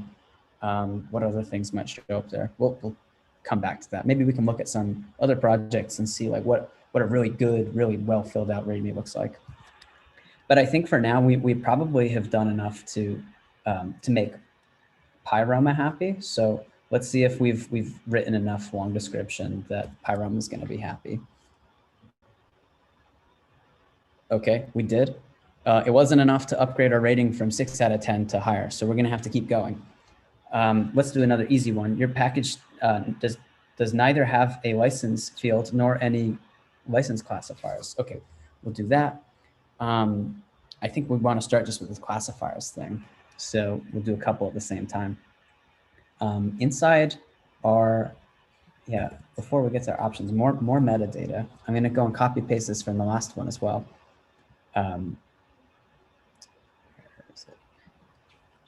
So classifiers, yeah. Let's go to PyPI for a second. Usually I don't actually spend a lot of time searching PyPI because I kind of know what I'm looking for by the time I'm going to install something. But it turns out that like you can add some structured tags to each package. And so right now we're going to add some structured tags. So you can browse projects. And so this is like filter by classifier. So, you know, this classifiers that say what kind of license codes are under, what the development status, you know, is this like a production ready code or is this something that's more of like a alpha or beta testing? Let's say, you know, in what language is your code written? Typically, we're going to write code in English, but, you know, I've seen people writing in other languages. There's no reason you can't. What operating system it works for. We want to write code that kind of works on all operating systems. Or if we, you know, don't necessarily have to support Windows people, we can just skip that one. And yeah, some other things. I think the topics are the most interesting. So we can say that our code is useful for natural sciences or bioinformatics. And yeah, so I've copy pasted some ones that I use quite often. So development status is going to start with like number 1 in the planning stage. Typically, people are going to use this from the console. Like this code is, I guess it's for developers. I'm not exactly sure how to write this one well. So maybe that's not the best way to do it. We can say what license we have, and we're going to say that this is OS independent. It's actually going to work on Mac or Linux or any kind of Unix sort of systems, including Windows. Sorry, Unix systems doesn't include Windows, but yeah. We're going to use some of these frameworks. So we're using PyTest, we're using Tox. Later, we're going to use Sphinx. So I just tagged that. Then we can say like what programming languages it's going to work for. So for the moment, I think this code is going to work on almost all of the modern versions of Python. You should not be writing code that's supposed to be compatible with Python 2 anymore. That's kind of 2 years off the charts. Python 3.5 is also basically deprecated. In fact, Python 3.6's end of life is coming up as well. So you should really be writing code that's only Python 3.7 and higher compatible. And the reason why you should be like doing this is because we can't maintain code that really works on all these different versions of Python at the same time. It's a bigger problem than it solves. So yeah, like start your new projects using the most modern Python and you should be okay. Yeah, I'm just going to leave this link on here for the list of all those classifiers that I was just mentioning before. There's this page that kind of, you can look through them. And I don't know, this is an interesting set of things to look at. So you can check it out. Okay, so now we're back. So we've written something about the classifiers. Let's add a couple more things, and then I'm going to run it one more time. There's also another specific section about licensing. So the license is MIT. Now, the thing that I've written here, right, this is kind of free text. Down here, the classifiers, this is from a controlled vocabulary. But I think it turns out that this, this license text corresponds to another authority. I think it's called SPDX. Yeah. This is a nomenclature authority for licenses. So I think that you're supposed to use this SPDX vocabulary. So if I search this page for MIT, I think we're going to find like the MIT license somewhere. Yeah. So this is like MIT's license. Yeah, you can go ahead and read about MIT license on your own. It's pretty short and like concise and to the point. So that's why a lot of people are using it. Then we're also going to have license file, and we already made this license file way back in the beginning because this was automatically generated by GitHub. It actually even put in the year for me, and it put in the name of my GitHub organization, Charlie Teaches Reproducible Computational Sciences. Yeah, I made an entire organization for all of these repos for teaching purposes because I've got a couple of them now. So I don't know, you can like probably change this to your name. Or I guess I'm gonna write Charles Tapley Hoyt. You should always use your name. Do that until somebody angry at your institution yells at you and says, yeah, it has to be copyrighted by the institution. This is some questionable stuff. I'm not going to give any more advice than that. Okay, so yeah, so the license is MIT, and then the license file is actually in the repository. It's called license. So let's try running Pyroma again, see how we're doing. Okay, good. We've almost got everything. We're at 9 out of 10. Apparently cottage cheese is ranked 9 out of 10. I'm a little bit skeptical of this rating system because I'm of the opinion that Gorgonzola is better than cottage cheese. So I'm not sure how this happened. So let's finish it up, and then let's see what happens when we get 10 out of 10. We need keywords. So we did classifiers, right? But then there's also keywords. And the difference between classifiers and keywords is classifiers is control vocabulary, keywords is whatever you want. So we can write file utils, we can write iteration, I don't know, we can write some other stuff. Charlie, no, I don't think we should write Charlie in there. Okay, so drum roll, the best cheese for a well put together package is mascarpone. And yeah, this is really good stuff.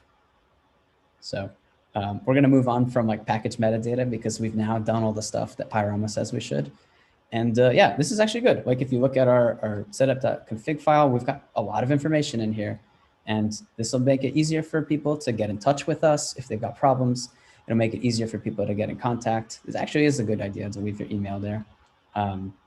People know how they're allowed to use the code and what they can do with it if you've given it a license appropriately. And then, yeah, people will be able to find it, and other systems will be able to like suck some information up about it at the end too, if you do these classifiers correctly. Okay, so I'm going to stop for a second, let everybody regroup in their minds. I'm going to check the chat. Oh, we have an Italian. Amazing.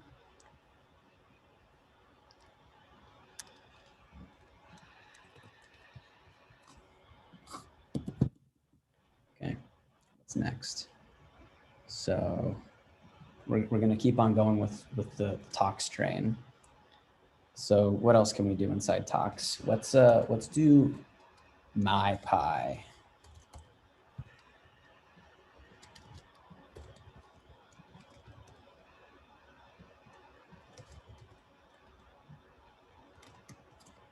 All right. So MyPy is what's called a static type checker. Actually, to be honest, this is probably not a super appropriate topic for. Oh, Jenna asked a good question. Yeah, we haven't done that yet. I'm going to come back to your question in a little bit, Jenna. Okay. I'm going to skip MyPy. This was actually a bad idea. Let's do Wint. So this one is going to depend on something called black, and we're going to run black on source and setup.py. Okay, so remember I was talking earlier about how we want to make sure that our code is easy for people to understand. One of the problems that a lot of people have when they write code is that it looks really, really ugly. So let me bring you to something that I've been working on recently. And it's quite ugly code. So you don't have to know what it does, but let's just like start reading down it. Yeah, this code isn't really formatted in a way that I like. It's got some stuff that really should be on new lines, like this continue statement. It's got some funny hanging indenting stuff. To be honest, this actually isn't so bad. I've seen much worse code than this. But what would be nice is if we never have to think about that again. And it turns out that there's a tool called Black. And if you run the Black tool, it will reformat all of your code into a standard format. It's not a perfect format, but if you're comfortable with reading what comes out of Black, that means you're comfortable reading any code that somebody's written with it. And it means that you never have to think about reformatting your code. So this is a net plus. I think it's really good for Python programmers who haven't thought about formatting their code and about style before. So we call it lint because in the programming world, linting means, well, maybe you've got some clothing and you get this roll, or it's got some tape on it and you kind of roll it on your clothes and it takes these little bits of cotton or fuzz off.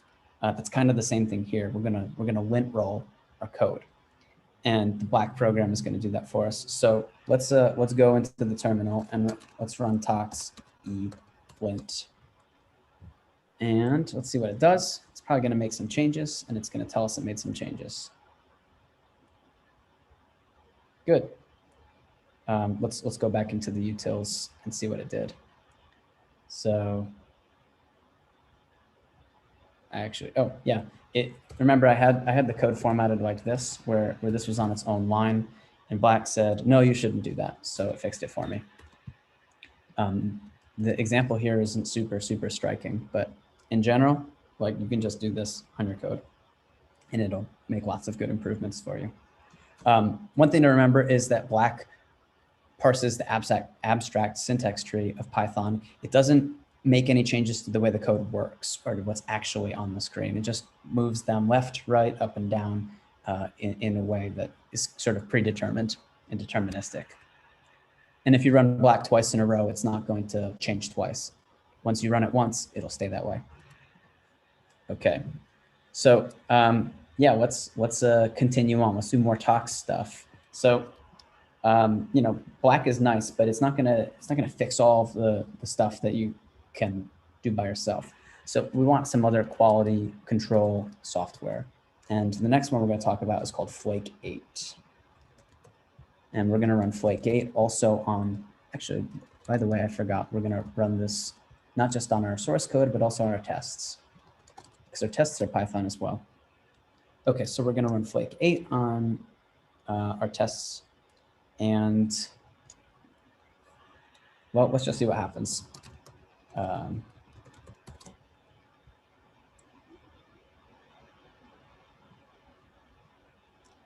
Oh, Flake 8 succeeded. I wanted to see massive failures. Okay, let's induce failures. Let's make all sorts of weird stuff.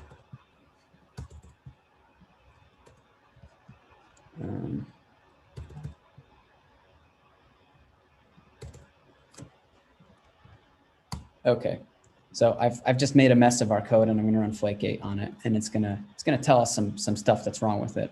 It's gonna say, hey, continuation line with the same indent as next logical line. Okay, that's kind of strange. So it's on line 15. So we can kind of go back to line 15 and say, okay, yeah, why are you putting this this new line thing there? You should probably make sure that they're on the same indent level if you're doing that.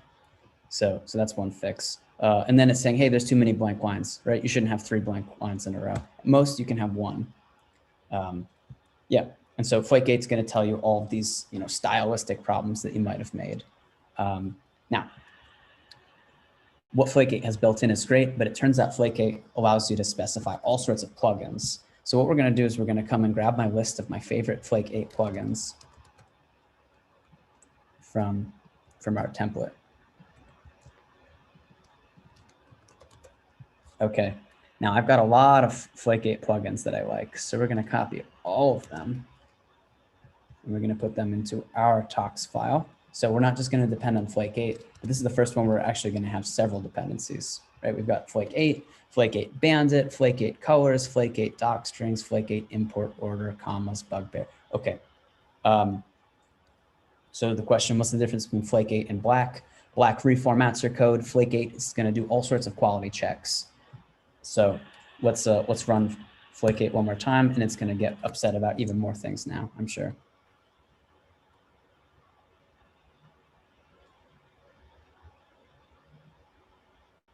Okay, so now it's upset. It said, hey, you forgot to document some of your code. Remember when I very quickly wrote this new function and didn't write a doc string? Well, flake8 knows, and it's upset. So we're going to have to write some documentation there. Turns out that using backslashes is bad. This is my opinion. I think it's a good opinion. We should be writing code that doesn't need backslashes. Yeah, actually, a lot of these problems can be solved by running black, but I just wanted to demonstrate by making a big mess. So why don't we try running the lint function, and then we're going to run flake8 again. We're going to see some of those errors have been resolved, and then we're going to fix the rest of them. So now we're running flake8.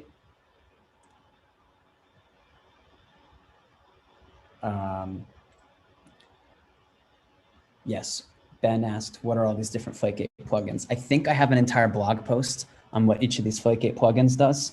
Let me pull that up really quick.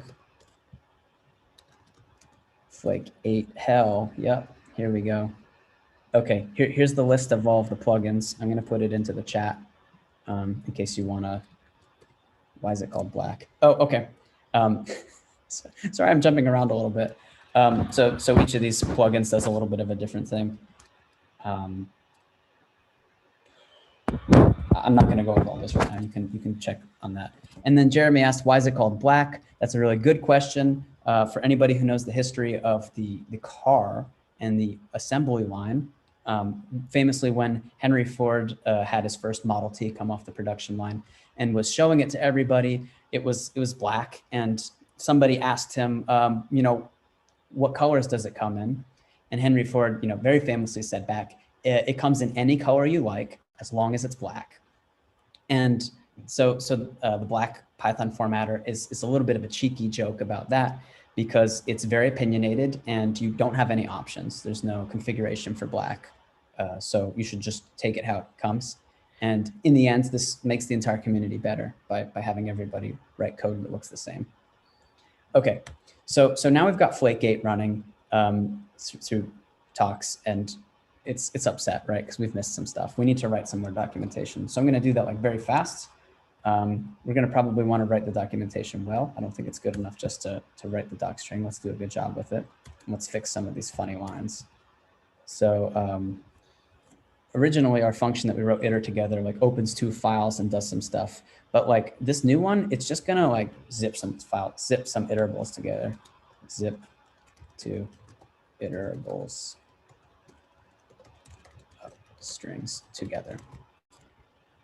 Okay, and then we need to say what are the parameters. So I'm going to copy paste this thing from before.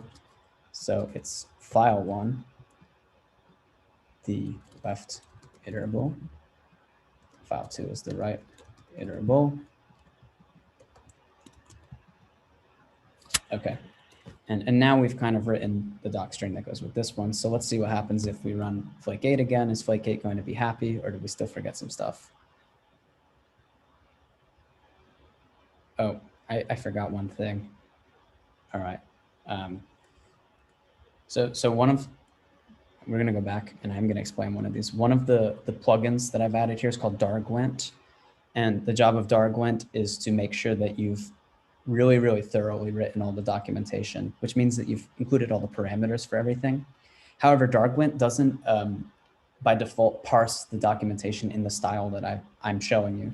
So we're actually going to have to add a tiny bit of configuration to our setup.config file. So let's go back to our setup.config file. And it turns out that the stuff that goes in the setup.config file isn't just for your setup.py, but it can also be for some of these other tools that you're going to use. So I'm going to add this. So here's our darglint configuration, and it's got its own header called darglint. And the docstring style we're using is Sphinx. I think by default, it uses the NumPy style. And then we're going to say how strict we need to be. So this one, I think this is a good short is a good choice. I'm not going to go into what are the differences for those. So you can check out the documentation. Let's see if that fixes it, right? We're going to try this one more time. Okay, good. It did fix it. Yeah, sometimes configuration is a bit of a pain, but like I said in the beginning, once you've got all this stuff, you can copy paste it every time, just like I'm doing in front of you. But let's finish this. Iter together utils is missing a module level docstring. That's important.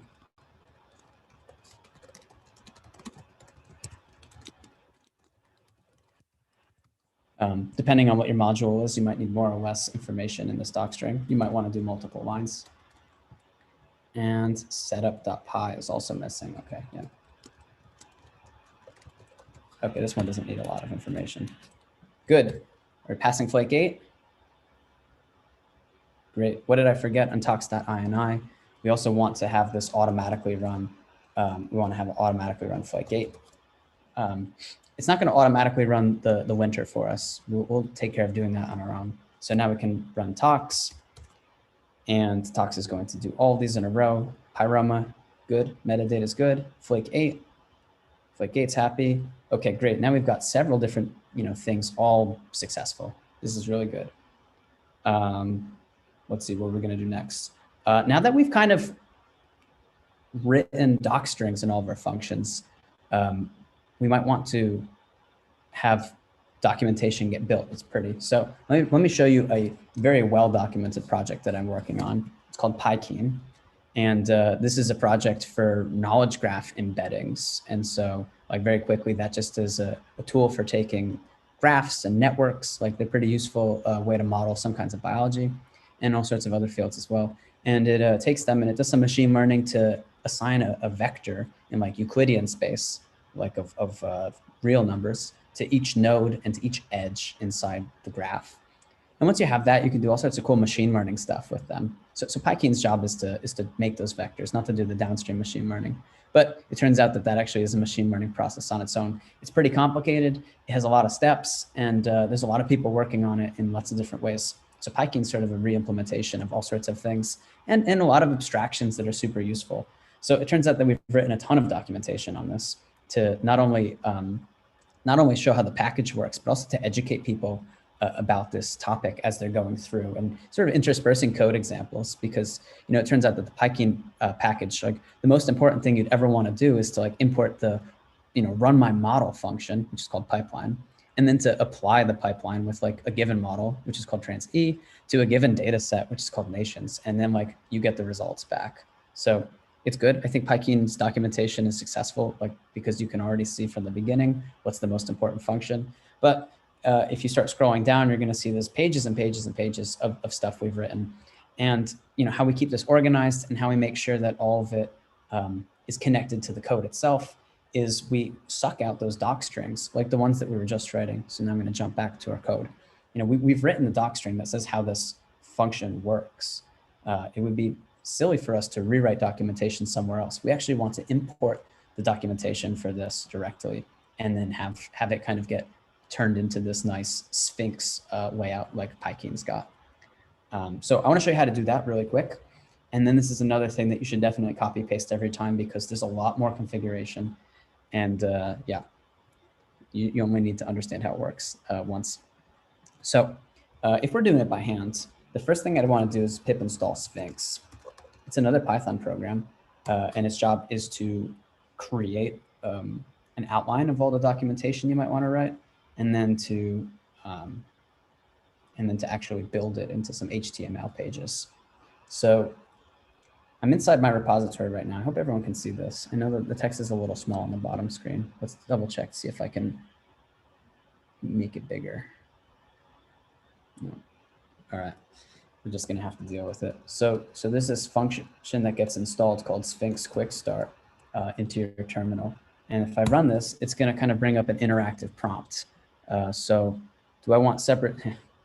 So I think you might be able to get away with using all the defaults, but actually I kind of like to change some of them. So we're going to make some documentation inside this repository, right? That's where my path is already. So do I want separate source and build directories? Actually I do. This isn't the default. I think it's better to have them separate. What's the name of the project? Iter together. So this is like a stylistic name for the project, I think. I hope so. Author name, that's me again. Project release. Remember, I think we started with 0.0.1-dev. The language is English. Yep. Okay, good. So now it's like it's created some stuff already. Okay, and it did it wrong. So the correct thing to do would have been to make a directory first, like mkdir, and then call it docs, and then to go into that docs folder and then run this. We actually want this source build make file. We want this all to be inside our docs folder. We forgot something too. Okay, sorry about that. Yeah, so we want to make a docs folder, go inside that, and then run this. And then we've got some stuff. So we've got a make file that got built already. We don't ever have to read this one to really understand it. We've got a make.bat just in case, you know, you've got some like Windows user who wants to build the documentation. And then we've kind of got the first outline of our documentation pages that we're going to use to automatically generate these documentation pages like with Pykeen. So the first thing we do is we're actually going to go into this conf.py. We're going to make some changes immediately. And yeah, I'm actually going to go and borrow those changes from one of my old documents. So first thing is we're going to have to use this kind of part at the top because we want our documentation to not have to, we don't want to have to install the code from our package before we build the documentation. We want it just to know where that code is. So we're going to have to do some funky stuff with the system path. And this actually isn't correct. I'm going to borrow it from my cookiecutter package. Let's see, let me double check what else we're going to change in here. Yeah. Okay. So here's how we're going to do that. Oh, I could have remembered that. Let's see. We're also going to switch. We're going to switch from this HTML theme Alabaster. We're going to switch it to Sphinx RTD theme. So this website I was showing you earlier was a website called Read the Docs. I'm sure you've seen some Python code on Read the Docs before. And again, this is like the standard layout for how documentation looks. And to make it easier for your users to understand what they're looking at, you should just use the same format everyone else does. So we're going to switch our code to using that theme. And it turns out we actually have to pip install that theme exactly the same way that I wrote it. So pip install Sphinx RTD theme. RTD means read the docs. Yeah, and sorry, I keep jumping around between the two ones. Let's see how we're doing on the conf. And then we've got this index file. So this is going to be the first page, like index.rst. So let's like write some stuff like Charlie was here. All right, so now we're going to build it. To build it, we're going to have to change directories into the docs. And then we should be able to do make HTML. So make is kind of like talks, actually. It's more general for anything on your computer. So we're going to use make to build the documentation. And HTML says, please build it in like HTML version. You can actually have it make a PDF. You can have it make an EPUB. You can have it do all sorts of other things. But let's just make HTML documentation for now. And I already failed. No theme is Sphinx RTD theme. I think I just installed it though. What have I done? You're in the wrong directory? No, I'm in the right place. Let's double check to make sure that I didn't forget something. So Sphinx RTD theme. No. Did I typo? Uh-oh. Oh, bother.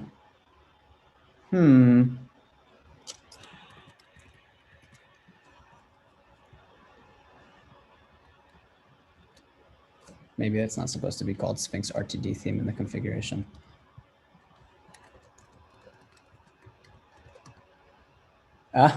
Underscores. Underscores. Okay. Remember I mentioned earlier, like this thing about the dashes and the underscores? Yep. Just came back to bite me. So, by the way, maybe you noticed like the configuration for this Sphinx stuff is actually a Python file itself. This is totally wild and out there. There are very few other projects that I know that use Python files as their like main configuration source, with like the exclusion of a lot of the web applications actually do it this way too.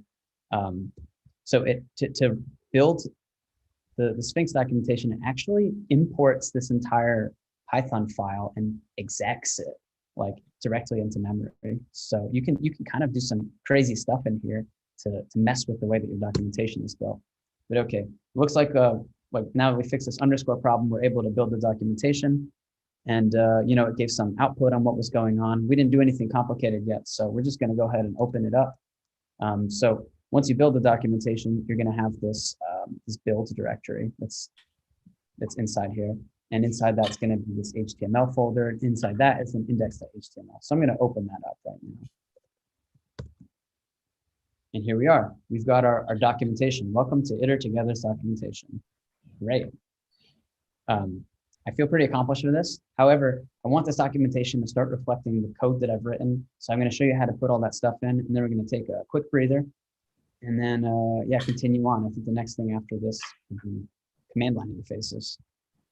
So, and then I still have the question that Jenna asked earlier about dependencies and how we're going to deal with that kind of stuff. We're going to do a little bit more package organization things and talk about dependencies. I guess right before we start doing the command line interface, because by the way, until now we've only written code that relies on built-in Python stuff. But once we start doing command line interfaces, we're going to have to import some external packages, and then we're going to talk about dependencies. So the last thing that you need to do is well, we've got our documentation. So what we're going to do is we can start making new pages. And to do that, we're just going to make some new RST files. So let's call this like utils.rst. You can call it whatever you want. We're going to give it whatever title we want. So this is going to be like utilities, utility functions. By default, Sphinx uses this format called restructured text. The reason it does that is because personally, I actually like using Markdown better. It's like a very simple way to format some stuff.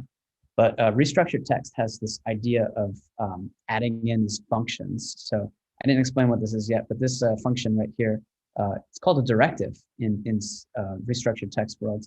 You usually start with a dot, and then there's a space, and then something happens, and then there's 2 colons, and then there might be some arguments that come in the next lines. This isn't the most approachable thing, I gotta admit, but it's powerful because it allows Python to add some special stuff to the syntax of the language, and Sphinx can add some special stuff. Like TOC tree, this is what generates the table of contents. So you can see there's no table of contents yet, but there is this indices and tables thing that's generated. Okay, let's generate some other way. So we're gonna make our first page for utils, and then we're gonna say, here's some text, and then we're gonna add it to this table of contents. And so we type utils. This corresponds to the name of the file, but with no RST. So now we're gonna make HTML again. We're going to go back to my documentation on the web. We're going to reload, and here we go. We've got our table of contents, and we've got our utility functions page. So if I click on that, we've got our text. We're 95% of the way there. The only thing we have to do now is get all of that code from our Python that we wrote and get the doc string out of that code and stick it in here. We want to do that automatically, right? We only want to keep track of documentation in one place. So here's how we're going to do it. We're going to go back to our utils.rst. And we're going to do something called automodule. And so we're going to write iter together.utils. So this is another one of those directives. And if a directive only has one argument, you can do it on the same line. And yeah, so this is going to say, take this module, right? Okay, so this module means like a Python file that's inside your package.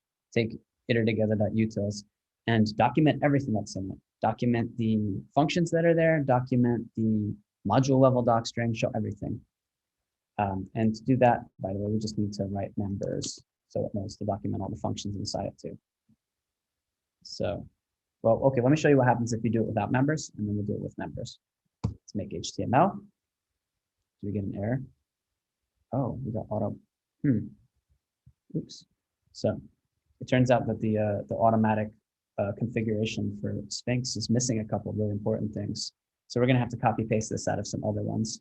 And it turns out Sphinx has like this way of loading extensions the same way that, Flake8 does. So we're actually going to copy paste this whole list, and I'm going to comment some out for the moment. So where did that end up? Extensions. So the most important one is this one called AutoDoc. That's what's going to do all of this importing. That's what allows auto module to work. We don't need auto summary. We don't need math jacks. We could read view code. I actually like view code. We're going to skip all these in the bottom too. Intersphinx is really nice because it allows you to link your code to other modules, but we'll come back to that in a minute. Okay, now we're successful. So, did we get some stuff? No. Bummer. All right, let's see if I forgot something.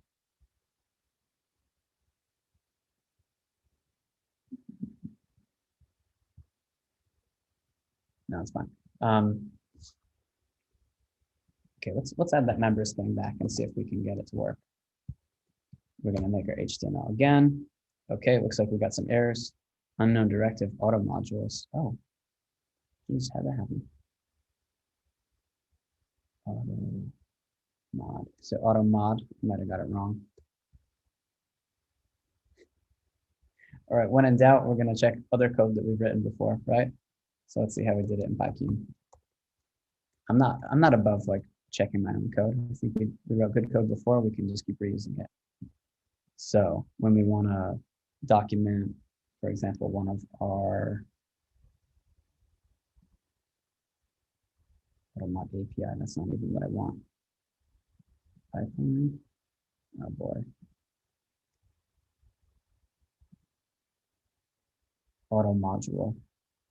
Yeah. Anybody see what I messed up?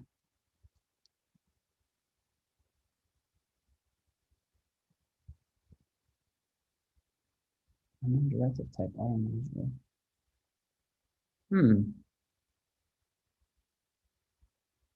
Did you include auto module in the extensions? Yeah, it's AutoDoc. What have I forgotten? Wait, I need auto summary, I suppose. Maybe? Yes. Sorry, in the Python, there's this other like extension on this extension called AutoMod API, which is really, really powerful. And I switched all my stuff I've been working on over to that, but it's way more complicated. So anyway, we need this auto summary and AutoDoc. So sorry to go on that little tangent, but here we go. We're going to see it popping up now. No, we're not. Okay. What went wrong?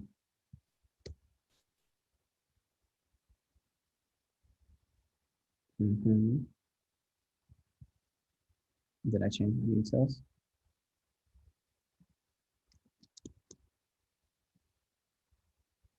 All right. There's one other thing that I forgot, and I guess it's time to start talking about some of this packaging stuff. So when we write our utils file, we actually want to list all of the functions that we want other people to be able to see. So to tell other people what kind of functions and what kind of data inside that the public interface should see, we're going to create this list at the top of the file called all. And it's going to be a list. And inside it, we're going to name all of the different functions that we want to export. This is probably the point where some people are kind of rolling their eyes like, okay, this is getting way too complicated. But the reason you'd want to do something like this is because sometimes you're importing a bunch of stuff and you don't want people to actually use the stuff that's been imported into this module that's from somewhere else. So we make this all list. Jeremy, did you want to say something? No. Okay. Let's hope that fixed it, because if not, I've really forgotten something. And oh boy, I did really forget something. Okay.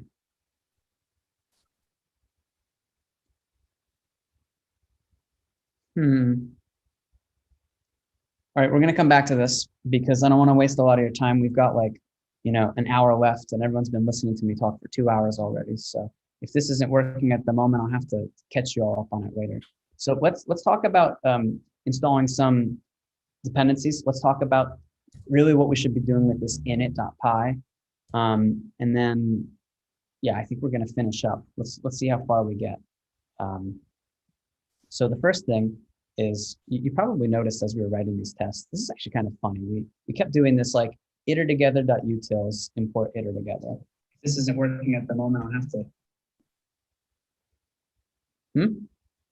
Sorry, I accidentally clicked on the YouTube channel, so you were speaking.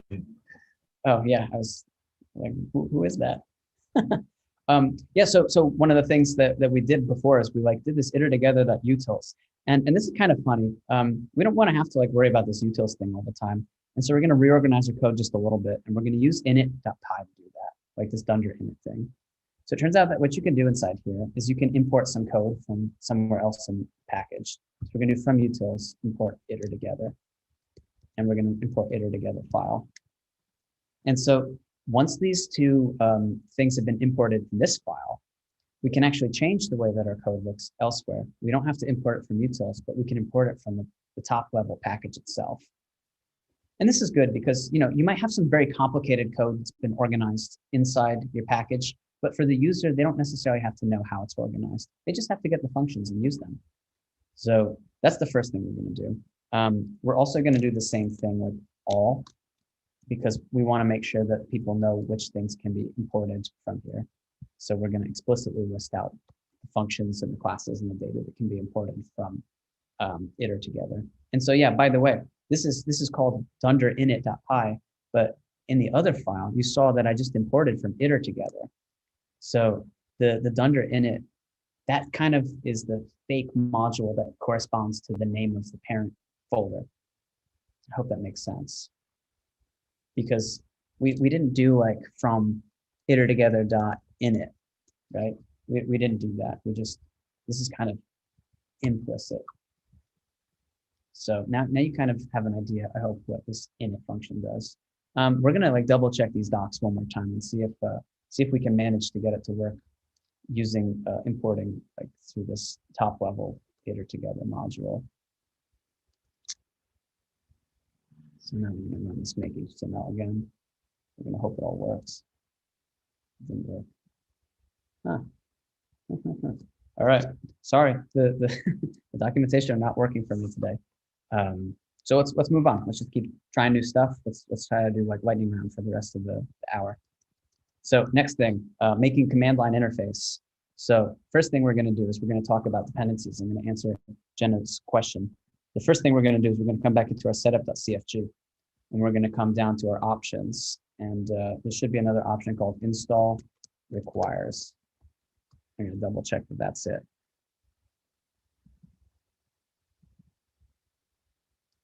Install requires. Yeah, good. Okay, so this is the place where we're going to make a list of what things that need to get installed along with our package. So I'm going to add quick. Quick is this command line interface tool. This is a place where you'd add something like NumPy, SciPy. If you're a chemist, you might add RDKit. Depends what you're doing. Now, this is the only place you need to list your requirements. You do not need to list your requirements on the README. You do not need a requirements.txt file. This is the structured way of conveying that information to your installing program like pip. So there's no need to bother your user with any other complicated reformulations of that. So I think the questions have been answered now. This is how we're going to install quick. And I'm gonna come back to the terminal, and I'm going to pip install -u one more time. And you're going to see now that I'm doing the install and there's a requirement, it's going to show that requirement get installed. See, found quick, it attempted to install quick. It turns out quick doesn't have any transitive dependencies itself, so it didn't have to install anything else. But you can imagine if we install something, it might have all sorts of its own dependencies, and we have to install those as well. And pip takes care of that for us in the best way that it knows how. So now we've got quick installed. We can start writing our command line interface. So what is a command line interface, by the way? Like, we just used one. Pip is in fact a program written in Python. However, we typically use it from the command line interface. And there's commands that are written in other languages we're using here too, like git. I think git is written in C. Don't quote me on that. you also have the way to use Git through the command line. And it's sort of obscured a little bit what language it's written in because it just has this interface. Usually they have something like a help message that tells you all the stuff you can do. Git, much like pip, has some sub commands. So you can do something like git clone, and then clone has its own help as well. And that's totally different from the Git command itself. Same with pip install. And then there's some flags that go after, and it's a way for you to specify all sorts of different kinds of information that you'd want to put into your program. And under the hood, it's going to run some Python code that does some stuff, and it's going to communicate with the internet and then put some files, what pip is doing. So we're going to want to write our own command line interfaces because sometimes we don't want people to have to import stuff in Python and run it that way. Sometimes we might want to write a function that's just like, reads a file and then outputs a picture. And that's like what everybody will always want to do with your code. Like if you're doing transcriptomics analysis, again, maybe you just read in a file that's like your differential, gene expression profiles with some p-values and some log fold changes. And then it, has an output path to some nice plot you're going to make. So I'm going to show you how to make one of these, and then you can write your code this way instead of writing it directly through a Python interface or coming up with these like complicated scripts that hard code lots of information. So we're going to start by making a new module inside iter together. We're going to call it CLI. CLI is command line interface, right? So if you ever see this, now you know what it means. And Click has kind of its own little interface. It's quite cool. It's going to use something called decorators in Python. So if you're not familiar with decorators, sorry, this actually is going to be a little bit complicated. But what we do is we kind of write a function and we decorate this function with click.command. So command is a function. We're going to call that function, and then it returns a function. That function is going to act on this main. So suspend your disbelief for a moment. Just follow me. So I think what we want to do for a command line interface for iter together is just kind of provide a way for somebody to run this function from the command line. So we want to like let someone give two paths, and it's going to output like the results of this. So I'm going to implement that like super fast. The idea, what we're going to do is we're going to have some arguments. Click.argument. Okay, so this is going to be the left path. We're going to have a second argument. It's going to be the right path. And then those are going to get passed into the main function, like magically. And then what we're going to do is we're going to do from iter together, import iter together. And then we're going to get results. And we're going to assume that the left and the right variable are paths to files. And then in the end, we're going to iterate over these results. So I guess it's for A, I don't know, we're going to give bad variable names this time. In results, print A, B. Okay. So this is like pretty simple, right? We're just writing some kind of magical stuff using these decorators, which maybe you're not familiar with. And this sort of way of stuff looking in Click, maybe you're not familiar with either, but it's just checking that out later. Definitely more powerful and more idiomatic than writing arg parse stuff. And then it kind of figures out how to take whatever the results are from running the command line interface, and it sticks whatever goes into the left variable, right into the right variable. We're going to run it. We're going to print some stuff and we call it a day. So the last thing, this will be very new for everybody, I bet, is we're going to use this thing called main. So remember, like a while ago, I told you about this special variable called _file that every Python file has. So we're going to use another one. Sorry, I typoed. We want main. So every Python file also has a name, and it's aware of the name of the file that it's in. And name is actually a special variable because every Python file can be run two different ways. It can either be run as a script, like you've done, in your terminal, you said like Python my script.py. You can always just run a Python file this way, or you can import it in some other script. And the difference is when you import this, CLI file. So if you're in some other one, like here, we're doing an import of utils. So we're importing iter together and iter together file. We're importing them here. So inside utils, the .name inside utils is going to be like iter together dot utils because it's being imported. However, if you're running a script, that name is going to get changed to be a string, which looks like this, underscore underscore main underscore underscore. So we can do this tricky thing where we check if name is equal to main, then we're going to like run our command line interface. Okay. So again, I think this is pretty wild and magical what's happened so far. And so let's just use it, and then I think you'll understand how it works. So first of all, Click is going to do all sorts of magical stuff in making a command line interface and creating this command. So let's go back to the big terminal so you can read this really well. So how do we run this CLI.py?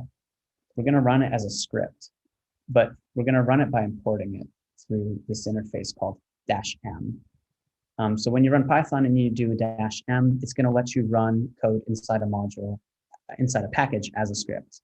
So we're going to write iter together.cli. Okay. And I hit enter. Oh, nothing happens.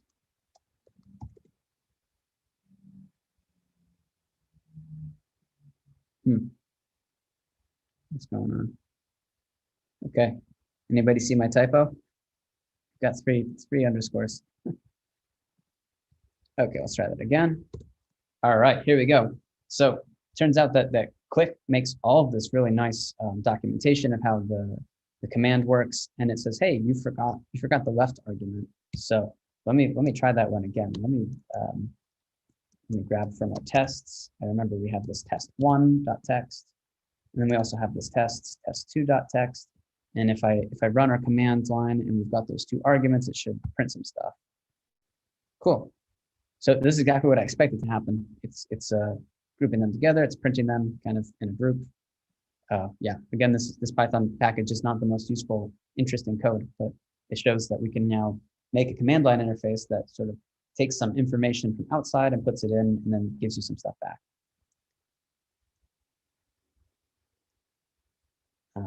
All right, I'm going to answer Jenna's question later. Okay, so the next thing, sometimes we know that our whole package should have like a main command line interface, and we don't want to have to do like python-m iter together.cli.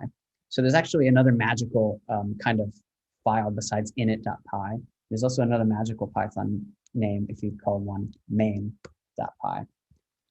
And so if we just import from our command line interface, we import this main function. And then we do the same trick again by checking if name equals main, and then we run the main function. Basically, we can use iter together as the name of the module that we want to run. So yeah, if we did this, we can run any Python script as a module. We can do CLI. We could even run utils as a module. Nothing's going to happen. Don't disregard this error. Nothing happens because inside this utils.py file, there's no like code that runs just floating around. There's no if name equals main. If I put like a print statement here, like print 42, if I do that, and then I come back here and I run iter together.utils, I'll get my 42 printing. And okay, yeah, again, disregard that it's printing twice. But anyway, there's nothing like scripty happening in here. However, if you want to run like the main, module, like remember we had this thing where we can import from iter together based on this init.py, but it turns out that if we want to run a script from iter together, we have to make this main.py.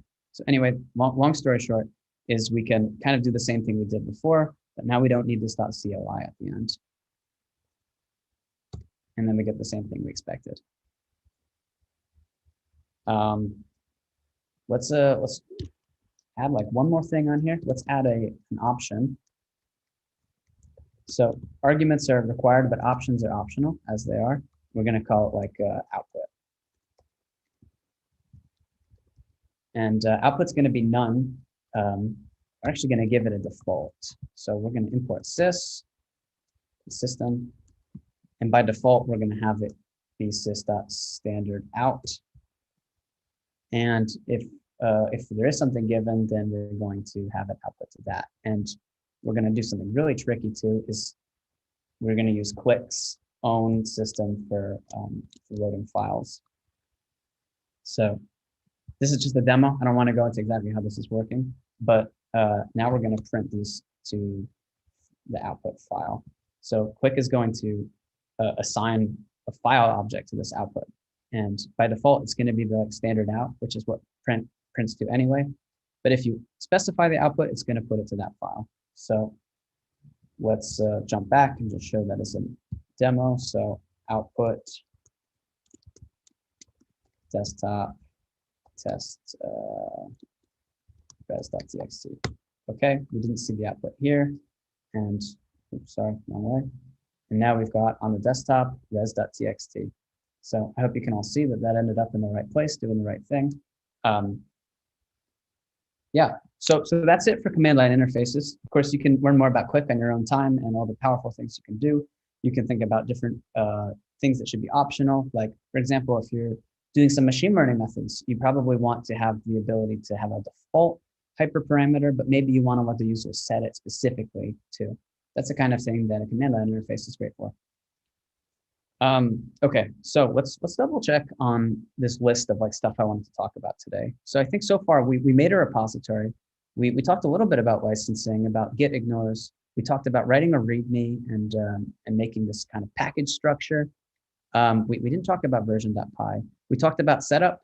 We talked about Pyroma, Tox, and adding some environments to Tox.ini. We didn't talk about GitHub Actions. We finished our setup.config. We've written our own functions. We talked about Flake 8. We did tests. We automated our tests. We've talked about Sphinx, though we kind of ran into a little bit of a snag, and I apologize again. I don't know exactly what that is. Sometimes things are hard to debug live. And we didn't quite get to read the docs, but we did talk about Qlik and command line interfaces. We've got 40 minutes left, so we can cover a couple of these. It depends really. Maybe I'll leave that as a choice for the audience, what you want to hear about next. Okay, so then there's a couple things left. We didn't talk about manifest.in yet. We didn't talk about setup to Zenodo. We didn't talk about bump versions that goes along with the version.py. We didn't talk about uploading to test PyPI. The one true test is, right, once you upload to PyPI, you ask somebody else to download it and see if they can use it. We did talk about writing a README. We didn't talk about badges yet. And then we didn't talk about cookiecutter. I think that's actually probably the thing we should do next, because cookiecutter is going to finish everything else for us. And maybe I can just go really quickly through all of that if I use the cookiecutter. And then I kind of want to try doing a live coding demo on Clusterama, where I can just sort of narrate how to deal with somebody else's code or how to deal with past use code. This is what happens most of the time. So, okay, I'm going to pause for a second and check about questions. We're going to come back to this question about naming scheme. So how are we doing? Okay, people are asking about the live stream. So Jenna Jordan's question was, is there a standard naming scheme for modules with some implicit hierarchy within the main directory? Or does it really matter what you call the module because of init.py? Let's see if I understood the question correctly. I think the first part was like, how do you choose what the names of the Python files are? You can kind of call it whatever you want. Having this source folder at the top and then the name of your top level, like the name of your package is the first folder inside there, that has to be the same. Like it always has to be the name of the package. But what you do kind of inside the package is up to you. You can even have sub packages. So this isn't a very good example because this is a quite simple project, but maybe I can pull up an example of a more complicated project. I guess we can go back to PyKeen.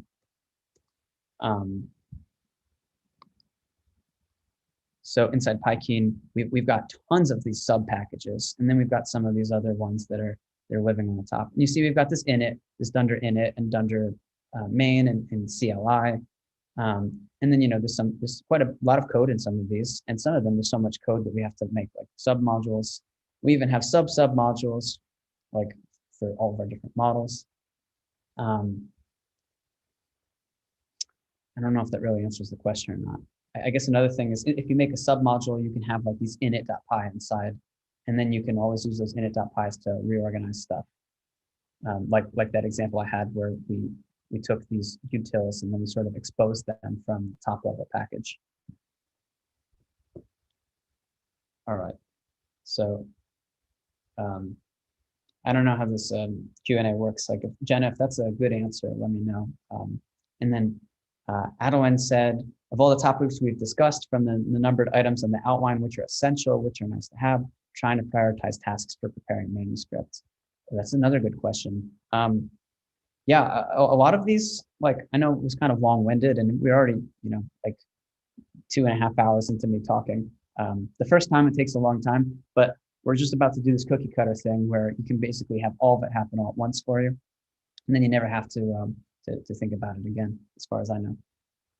So what's the most important stuff? I think packaging your code, like just making it pip installable is the most important thing.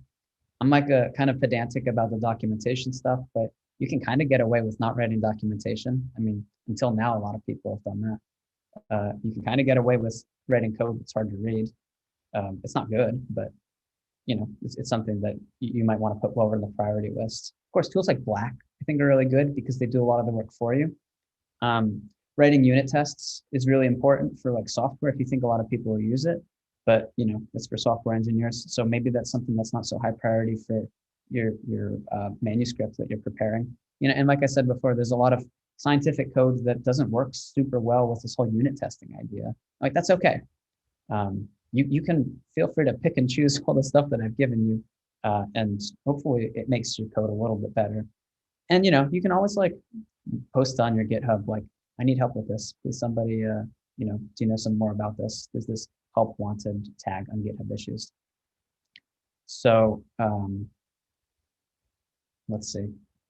Is there any other one that's like totally crucial that everyone should have? I mean, the command line interface, this isn't necessary for everybody, but if you do have code that, you're like hard coding, let's say you're like running a machine learning pipeline and you want to run it on a cluster that has something like Swarm, one of these grid computing systems, and you need to have like a way of the bash getting information into your Python scripts. This is when writing a command line interface is really good. But if everything's already done and your manuscript's kind of in the clear, then yeah, you should probably just ask somebody, like, try and figure out how to use what you did, and ask somebody to try and reproduce what you did. And if they can't do it, then try and figure out which part of this list is the culprit, and then go for it. Okay, so I'm gonna call that one answered live. And then the follow-up question about the naming. Yes, any good resources, tutorials on command line interface? Again, on my blog, I wrote this whole thing out like in depth, like wrapping where is it?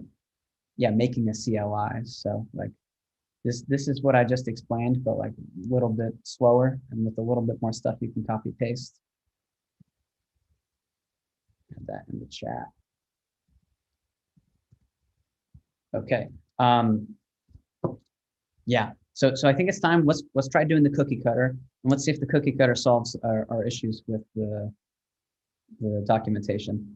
So we just painstakingly created all these files. We typed out all of this like structure around them. We did all of this setup.cfg, and we made all of these files for the docs. But you don't want to like spend 2.5 hours on this every time. You actually just want to do it all at once. So let's say you're starting a new project. One thing you can do is you can pip install Cookie Cutter. And this is a tool that helps you make templates. And then you can do Cookie Cutter.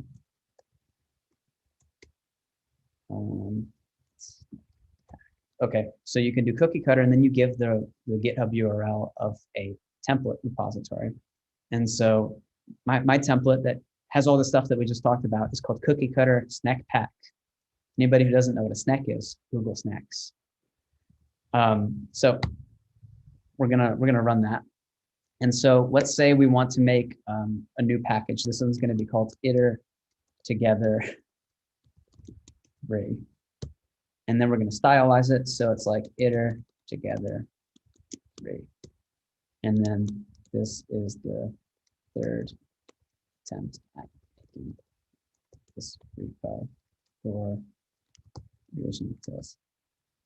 Okay, and the author name is me, and my email.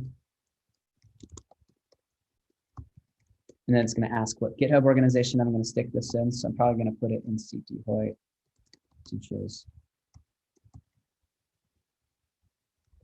reusability, and it's going to be called iter together rate.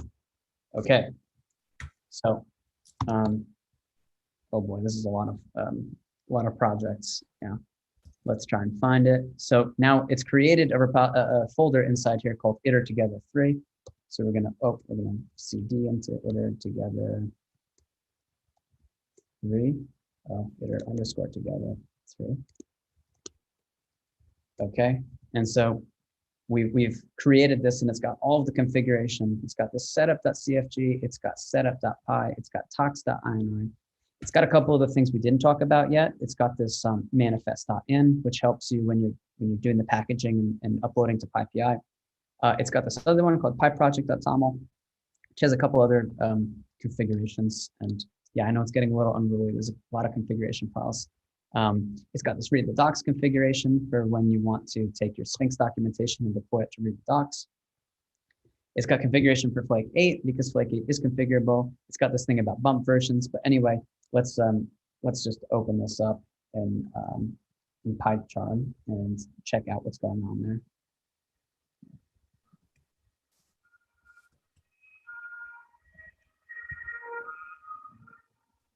Iter together 3.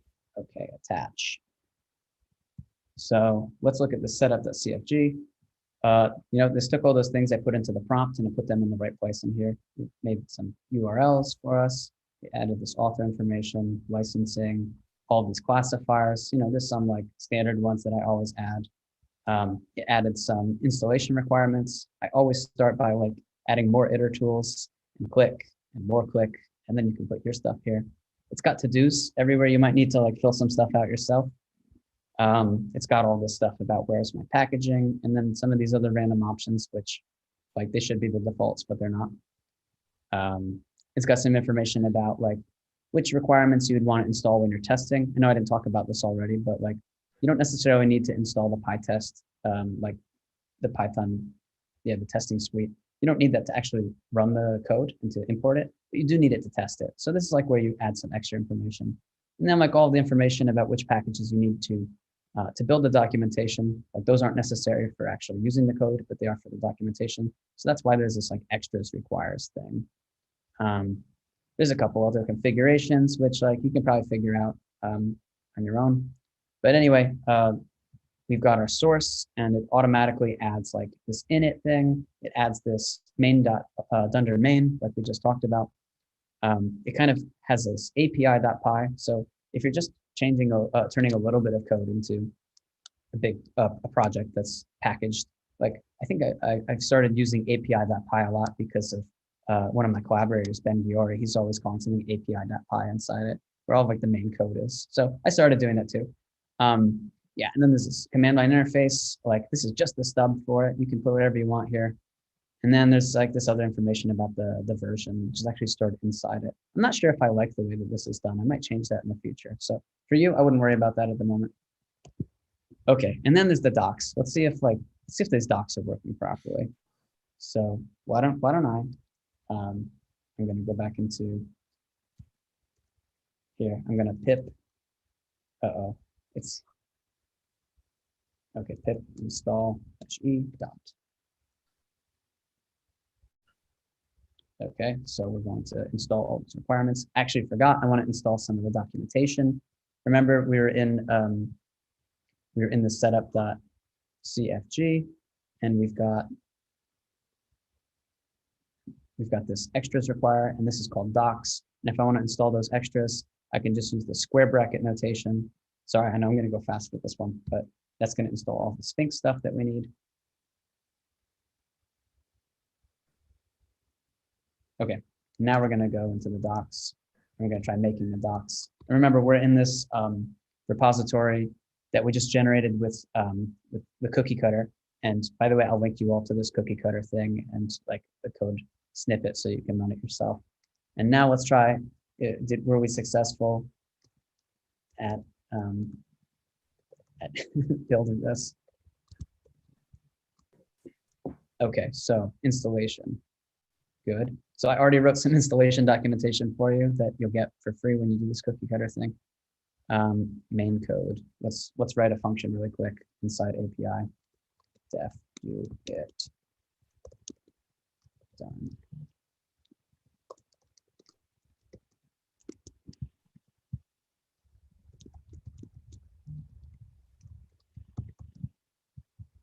Okay, so now we've got do it. We probably want to go back to usage. Okay, so this is going to show up in usage because I've already added to the auto module there.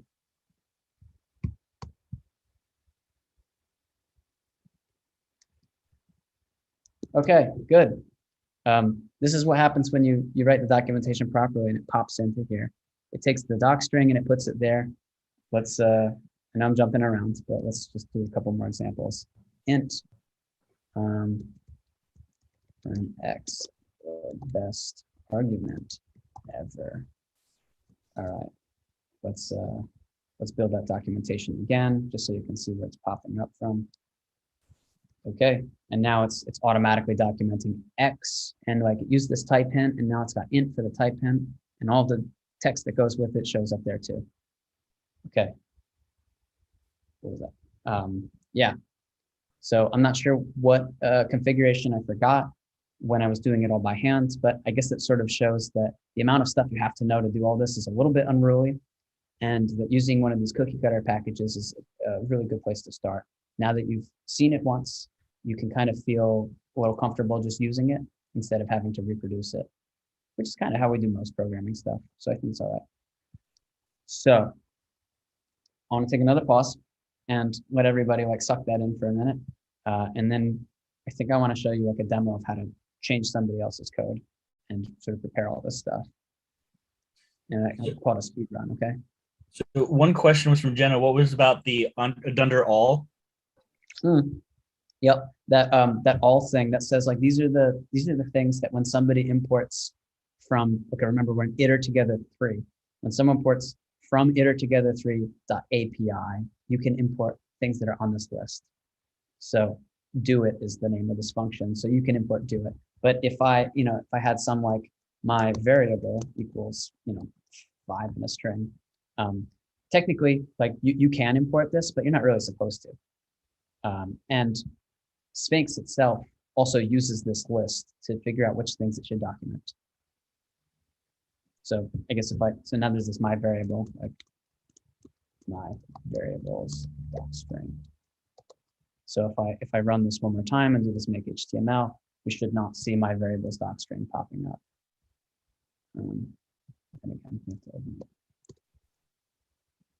So you see my variables string did not pop up here.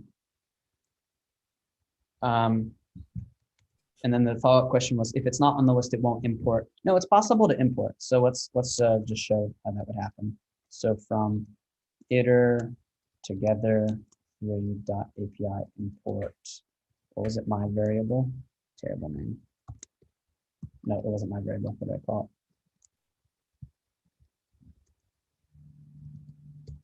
it? Okay, so then we got my variable, it's 5. Like you're able to import it. One of the places where this this all thing is also important is maybe you've used this before. This is kind of this isn't very good form, but you can do from something import star. You should actually never ever do this ever for any reason, like because you don't know what you're getting when you import star. This is one of the problems with the entire R programming language. Is everything is super implicit. You should always import everything like specifically. But if you do import star, it will only import the list of things that are in all as well. So that's the second use for all. And by the way, that's how Sphinx does it, is it import star. So I hope that answers your question. I'm gonna call that answer question live, answer live. All right. So I know I promised at the beginning to talk about distribution and packaging. And so it's good that we did this cookie cutter thing, because typing all that stuff out was going to take quite a long time, actually. And so it turns out that, there's a bunch of new stuff in talks. that I've added for you in this cookie cutter thing. So we've got Flake8. Remember we talked about Flake8 already. We've got this one's called format. I was calling it lint before. So we've got a black configuration. We've got Pyroma. There's some other stuff in here. You can always comment stuff out if you don't know what it is and you're not really sure if you want to commit to it. Some stuff that checks your documentation, that makes sure it's all formatted properly. Dockster coverage. I also like this one. It makes this another thing to help check that you've written all the documentation you possibly can. 1 sec. Let me turn this light on.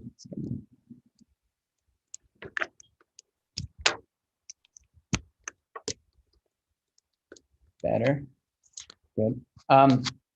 Yeah, this one is going to build the documentation with Sphinx and make sure that there's no errors.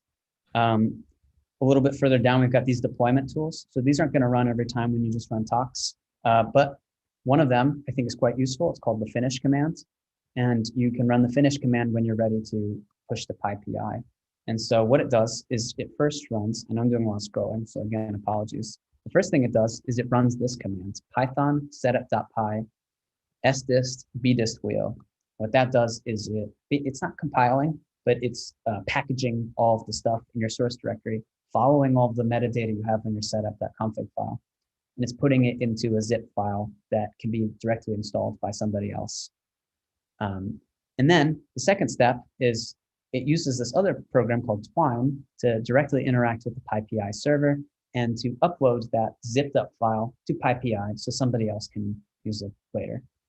And it sends it with all this metadata that you've very carefully written using based on what Pyroma suggested. And so then it's got all the metadata it needs for somebody to be able to install that from their computer. And so then when you've run this Twine command, yeah, it's all zipped up. It's sent to PyPI. Now PyPI has a copy of it.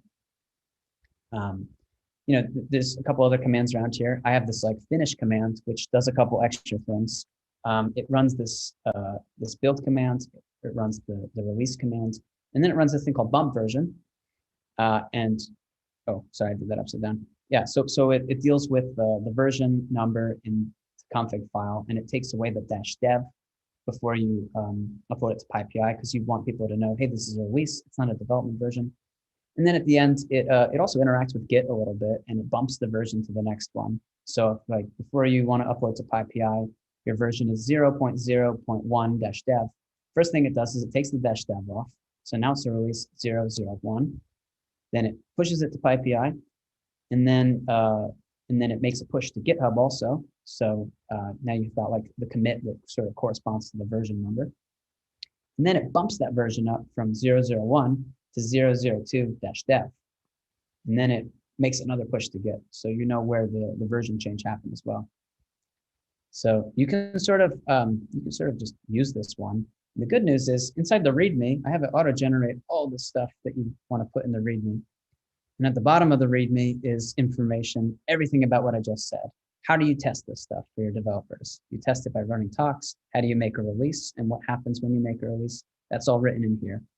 So yeah, I know you've just drank from the fire hose for 2 hours and 45 minutes. So for all the 33 of you who have managed to stay on this long, awesome job. You've learned so much. I know it's been tough, but now you have kind of this cookie cutter thing to recapitulate everything whenever you need it next time. One other thing that's shown up in this cookie cutter is there's this folder called .github, and inside that there's this workflows folder, and inside that is a configuration called tests. And what this does is every time you push your code to GitHub, if there's a GitHub folder, it's going to run this tests configuration. And basically what it says is every time you push to your repository, please run all of my talks configurations. And so this is good because it means that you're not only able to check that if your code is correct on your computer, but every time you change it and make a push to GitHub, it also checks it for you. So I'll show you a quick example of that. Here's another project that I'm working on with Jeremy and Olga called Why Not? And every time we push a commit, it basically runs that and it gives you this summary. It gives you this nice little green check if they all pass. And so we can see, okay, our linting is correct, our documentation is correct, our testing is correct. And then you can look into those and sort of see what did it actually run and in what order. it runs some tox configurations, right? And tox is good because it takes care of all the dependencies. So this configuration, yeah, I would say that this is quite dense. It's kind of hard to figure out how to write this yourself. But if you've already got it, you can sort of read through it and say, okay, I get what's going on here. And you just put it in, you drop it into your project and it starts doing it for you. So we've got 15 minutes left. I could do any of a couple things. So maybe I'll leave it up to you guys. If there's some more questions, like something specific you wanted to see that I didn't get to. Okay, let's see. Oh, Jeremy's on the line. Jeremy Muller. He said, all is the now ill-advised practice of using the star import. Yes, you should not star import ever, but all is still useful for a couple other things. So I tend to continue to use it. Yeah, so again, like let's leave it open to the Q&A. So I'm gonna answer that one live. Done. Okay, good. Okay. Okay, good. Thank you, Jeremy Zucker, for putting all that stuff. And thank you, Jeremy M, for the black reference. We did get to that one, totally worth it. Okay, so I'm gonna try doing this this demo with Pat's repository, and I'm gonna like quiet down a little bit and try and narrate as I'm going. But maybe you can just like see it as it happens. So Jeremy Zucker, feel free to like chime in if people are saying some other stuff. So we're gonna just go for it. Pat Walters. All right, so he Clusterama. All right, here we go. This is something I do on a regular basis. I find repositories I think are cool and then I package them. And I do it so often I've even got my own GitHub organization called CT Forks and Packages. And it's it's got a nice picture of Ariel from The Little Mermaid. She's found a fork and she's very excited about the idea. So yeah, here we go. So we've forked it. We're gonna open it in GitHub Desktop and we're gonna go at like 1,000,000 miles an hour and we're gonna speed run packaging this. Okay. So here we go. Clusterama. Attach. All right, start the clock. So first thing, always we're starting with the source directory, right? And Pat's already given us a nice name for this, Clusterama. Okay, now he's already written one Python file, so actually we're just going to put that inside the Clusterama package. And we kind of forgot we want to have one of these init files. So by the way, I didn't explain what this is. I know I already checked in it. Let's go to Twitter for a second. Let's check out Pat's blog post. No, you guys don't want to look at my Twitter like on a live stream, do you? Let's see if we can just find a link to it really fast. Never mind, we're not going to do that.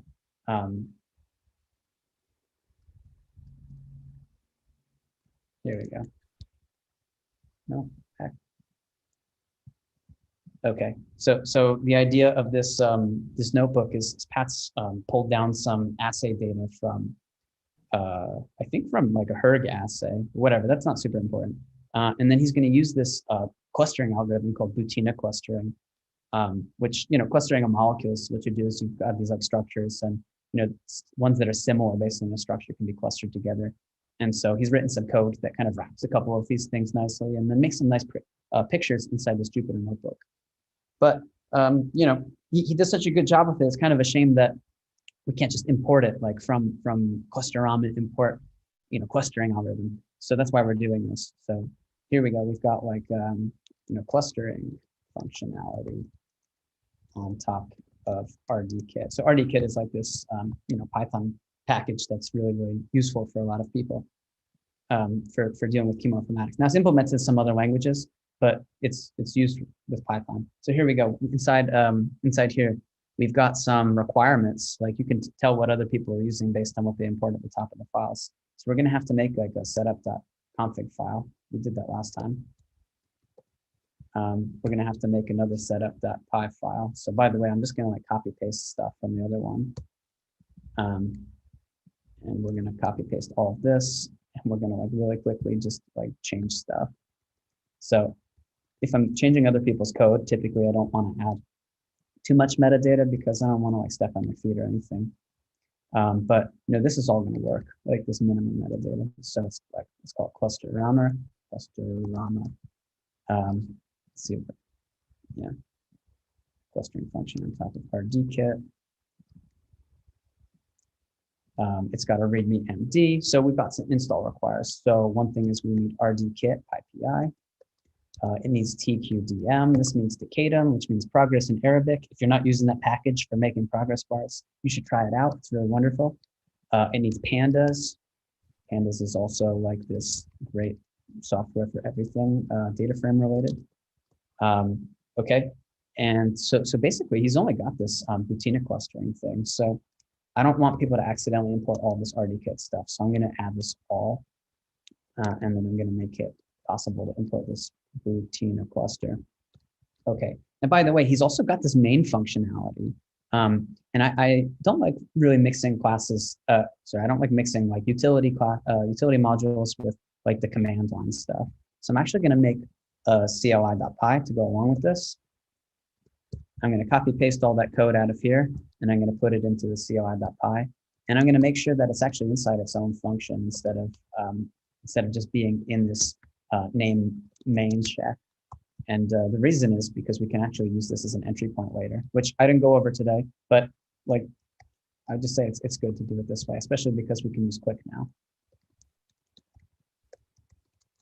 Okay, and by the way, this uses Butina clustering. So we're going to do from.Butina cluster import Butina cluster.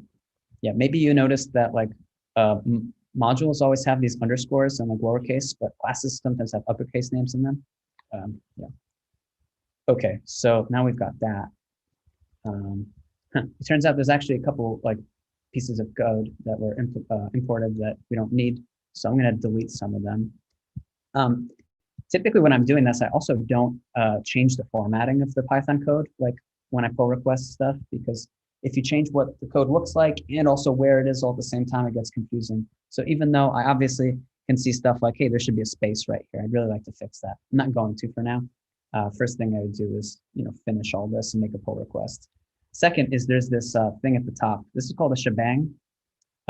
This shouldn't be in a Python file. That shouldn't be used as a script. So I'm going to get rid of that, and I'm going to put it into this CLI.py. You don't necessarily need the shebang when you're in a package, because you should be able to run the package through this python-m interface. So actually, let me just delete it completely. Okay, we're going to add one of these under main files, because we've still got the same thing from .cli import main. Great. So now we've got some code that's like, importable. And now the question is, let's go back into the command line. Let's change virtual environments. Here's my virtual environment for all my chemoinformatics stuff. So let's go into cluster llama. Let's pip install it and see if that like already works.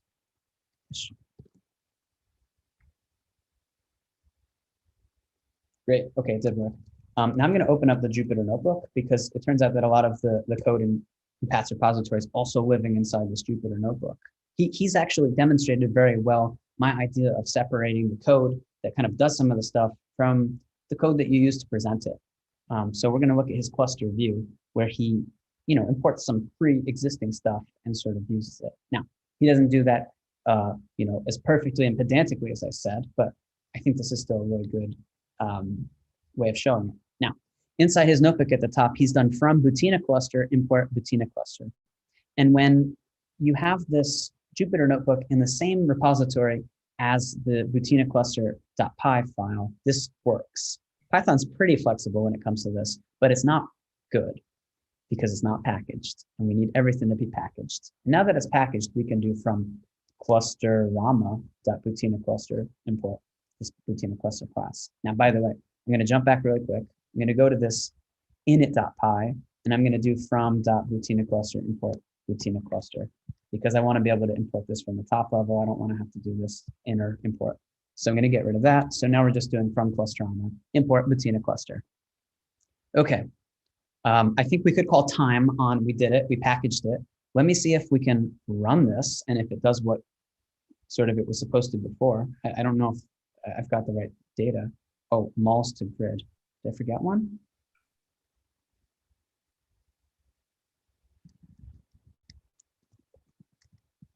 I don't know what mols to grid is. Oh, okay. Something we need to add to the setup.cfg because we need to also install mols to grid. So by the way, we'll do that very quick. Side story, when I was doing my PhD, the guy who was the IT boss could have an entire conversation while drinking a cup of coffee and typing like something that he was doing. It absolutely blew my mind.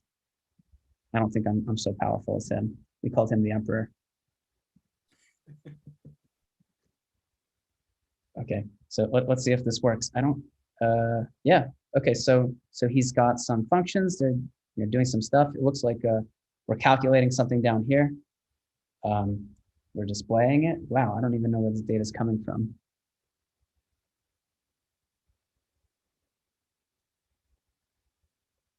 Continue cluster RDKit. Oh, here we go.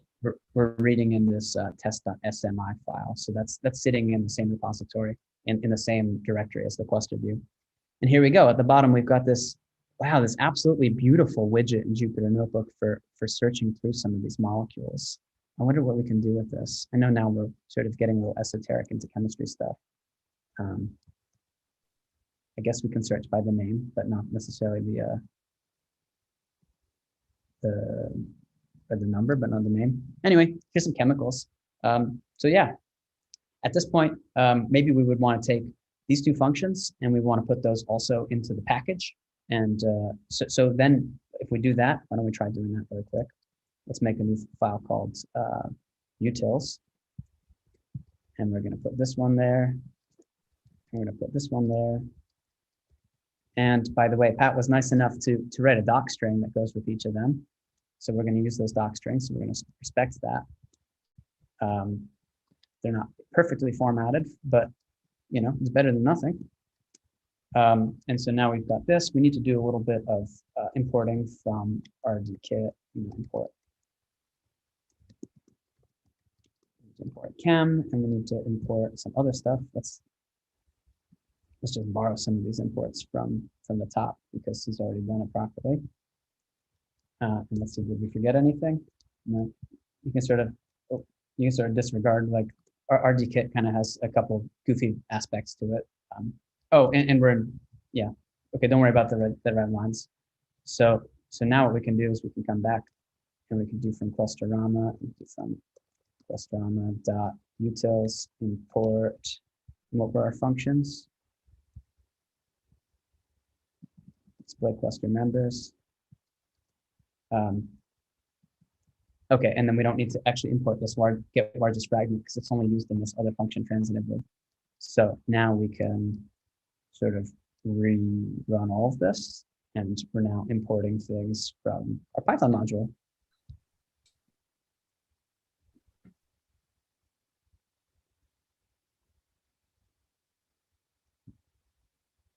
Okay. Shift return and sell to cluster members. That's cool. Oh, okay. So if I click a couple of these and then I run the next one, I think it's going to. Cool. Okay, so it's a little interactive. Jupyter Notebooks are so powerful. I always forget how much cool stuff you can do with them. Check this one out. Look at that bridge structure. It's got one of those double bridged like cyclohexanes. So anyway, yeah, I'm gonna chemistry nerd out if I spend too much time looking at this. Okay, I think we're done. Yeah, so you know, I guess the last step with this is like I've made all these changes. I could go back into my GitHub app, and I could make a pull request now. I could sort of make a new branch. I probably forgot a couple of things. I would want to make a nice git ignore so we don't accidentally commit some of this garbage, like the IPython notebook checkpoints, like some of these artifacts that get created when you have a package. You know, be a nice open source citizen. Like if you find something useful and you want to like spend some time using it, like you should probably contribute back to it. So yeah, that's it. Okay, we're done. I know we didn't do everything. There's like so much stuff to know about packaging and reproducibility. at least, the main ideas were like, make your code packaged, make it so people can import it easily, do your best to document it, test it if you've got the time and you can figure out how to do it so you can trust that it actually does what it's supposed to.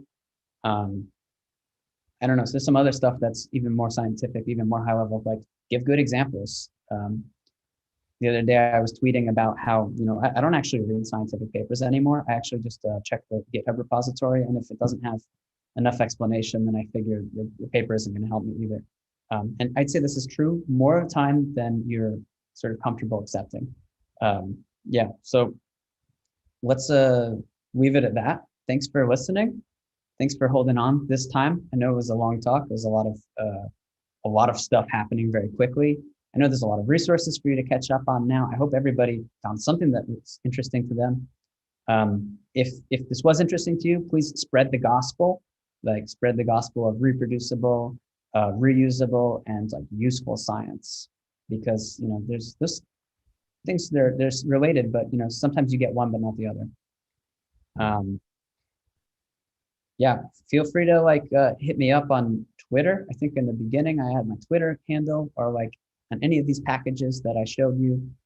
You can feel free to open up issues for clarification. There's a couple links to my website that has all my contact information on it. I'm happy to answer emails if anybody has follow-up questions.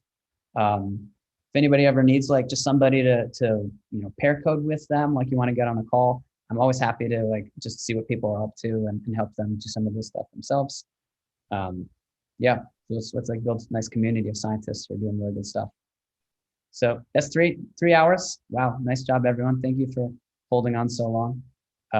So let's see what's in the chat. What does everyone have to say? Okay, 8 minutes for making Pat's code reproducible. Yeah, I've done better.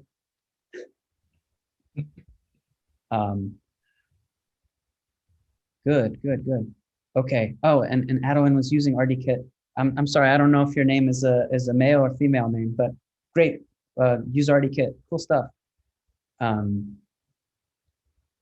Anybody who's still on, I guess we can sort of upgrade them into the panelists. There's only 24 people on the line, so maybe why don't we do that? Okay, there's only yeah. Should we start promoting people, anyone who's still around who wants to join?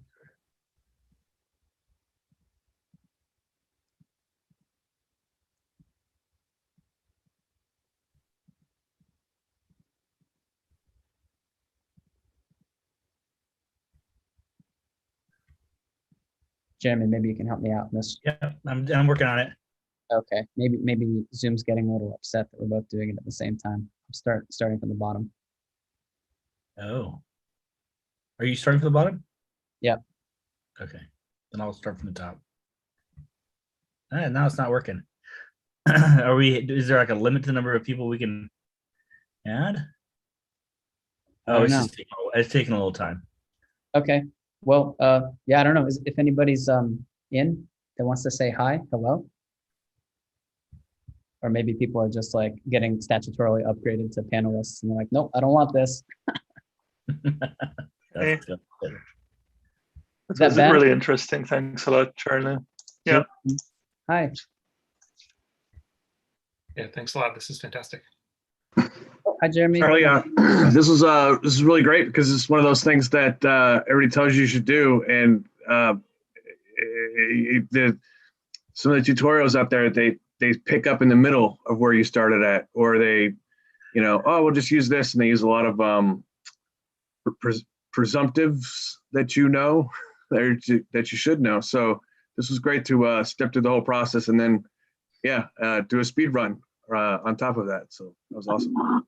Yeah, great. I'm glad you thought so. I did feel a little conscious about sort of jumping around in the beginning. Like I mentioned, I usually use a second screen above me to keep my outline of what's going on. So I ended up doing a couple things out of order. It might have been a little bit jarring. I did a lot of jumping around too because I was copy pasting this code from the same screen. But once you've seen, I think the really important thing is once you've seen this all once, you can go back and copy paste it from your old repository. As you saw in my speed run, I'm not rebuilding this every time. I don't expect anybody to. So we're still trying to like promote everybody else if they want to talk. A lot of people decline to be promoted. Oh, okay. I'm just gonna turn on allowed to talk to like everybody. That seems a little bit less intrusive. Yeah. So and anybody else have anything they wanted to ask about or anything to say?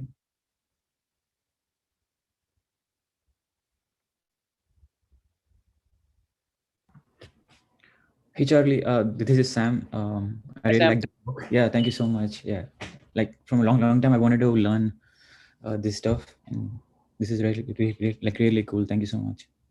You're welcome. Anyone have negative feedback? What would have been more interesting that like I missed that I kind of glossed over? I mean, we did try and get everything in 3 hours. It's tough.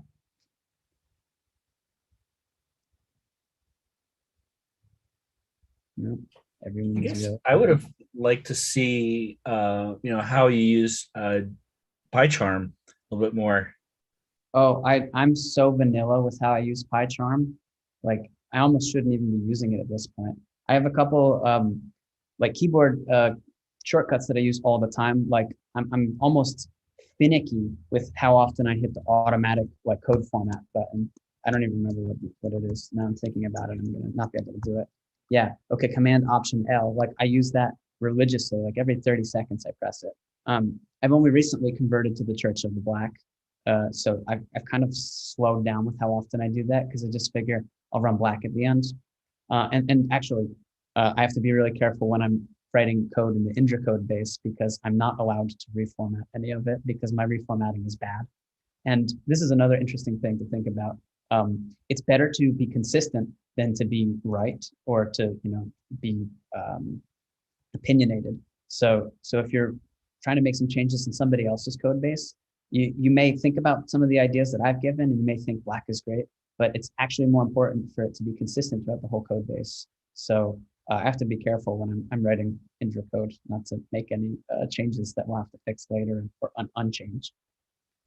What else do I use that's really powerful in PyCharm? Another thing I'm religiously using is the Command B shortcut. And this is when you do Command B, it brings you to the definition. So let's say I'm like highlighting the query on this pandas data frame. Let's hope that it kind of knows what's going on and do Command B. It's okay. This one doesn't really know what it is. So it's going to give me some options and I follow this code to the definition. And it turns out that like some documentation isn't really that great and you have to just kind of read the code to figure out what it's doing. And pandas is an exception, right? It's one of these really excellent libraries, but a lot of libraries I do end up reading the code. And this is a good way to navigate around.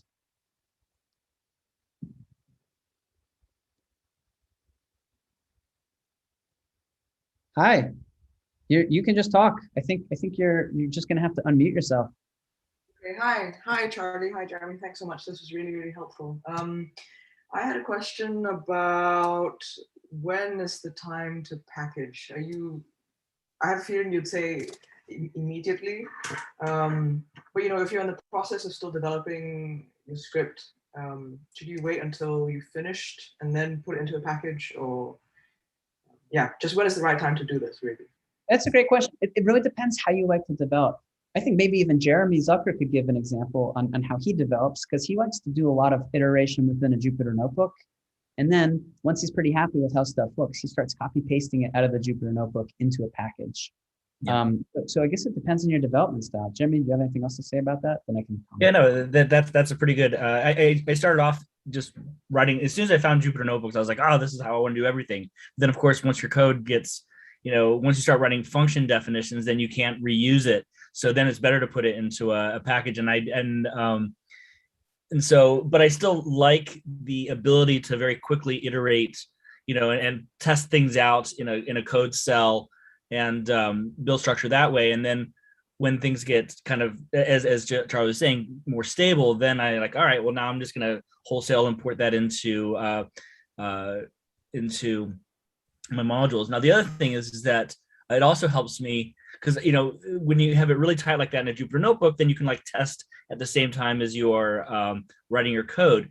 But, you didn't really mention too much about test first kind of methodology, but that's a little bit much.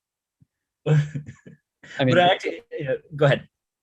I was gonna say it's a little much for like the first 3 hours. If you want me to go into like the cult of MyPy and the cult of test-driven development, then like we need at least 9 hours together.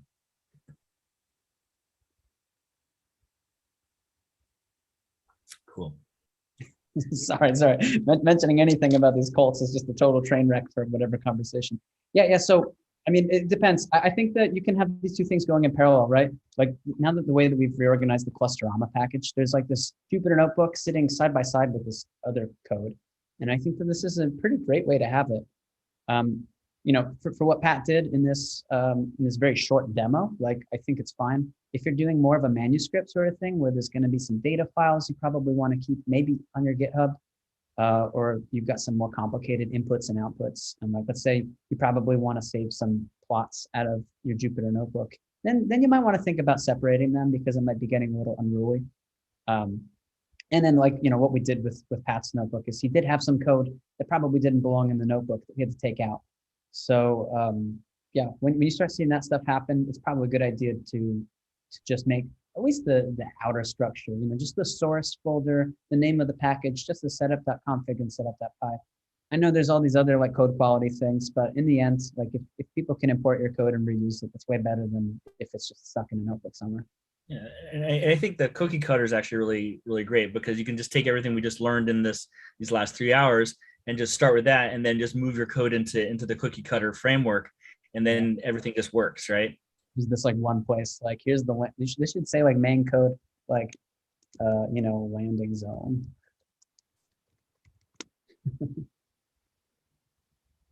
Cool. Thanks a lot. You're welcome.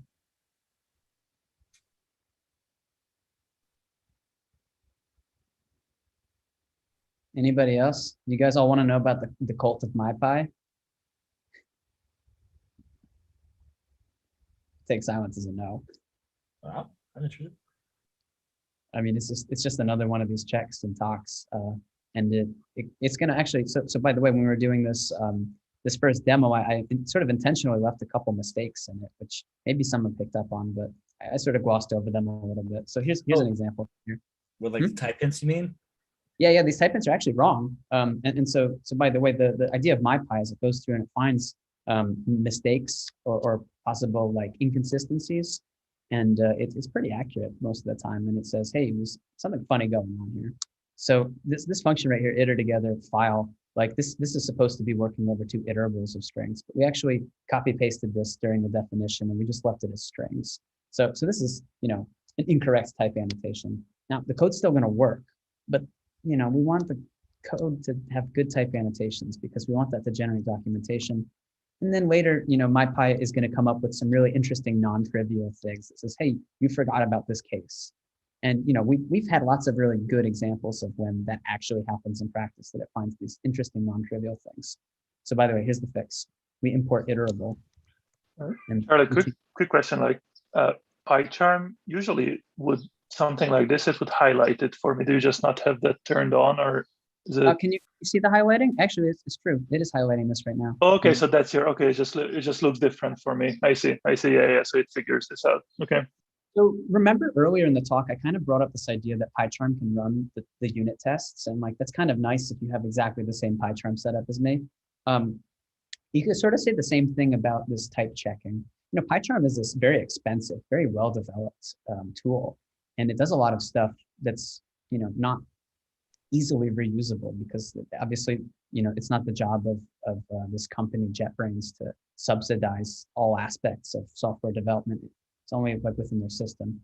So like they're doing a really good job with parsing the documentation strings. By the way, if I do this like function F1, it's going to parse the documentation string really well and display it nicely in here. But they're not doing this in like kind of this reproducible way that we can run it from Tox on anybody's system in any way. We can't just like import the JetBrains executable and then like say, hey, can you just do this one thing for me and give a report? So yeah, when you're writing stuff in JetBrains, PyCharm, it's going to give you this feedback, but MyPy is going to do it in a way such that we can report on it, we can edit in our Tox file, we can have GitHub run it, and so yeah. we can use them together. I mean, I still like using PyCharm, and I'm still gonna like really take advantage of this stuff. It's gonna be the first line before I'm like, okay, I better put this like iterable thing here, and then I better put this iterable thing there. And then like, okay, so now all the implementation here looks nice. Like this is effectively correct. If we put a string into path 1, it's going to work. But let's go to this like other place somewhere. Yeah, when I did the tests, technically the tests are not going to pass MyPy because I used a path object instead of a string. And those actually both can be used inside the open function to open a file, but it means that our type annotation actually could be expanded a little bit. So like to make this even more correct, we would import union, and we do from path lib import path, and then we would change this to be like a reunion of a string or a path. Because you could really put either of them and it wouldn't make a difference. They're both kind of going to have the same effect on this open function. And then if we jump back to test utils, like now we see that highlighting goes away because it knows that this is a path object and not a string, but iter together can accept both of them now. Cool. So welcome to the cult of MyPy.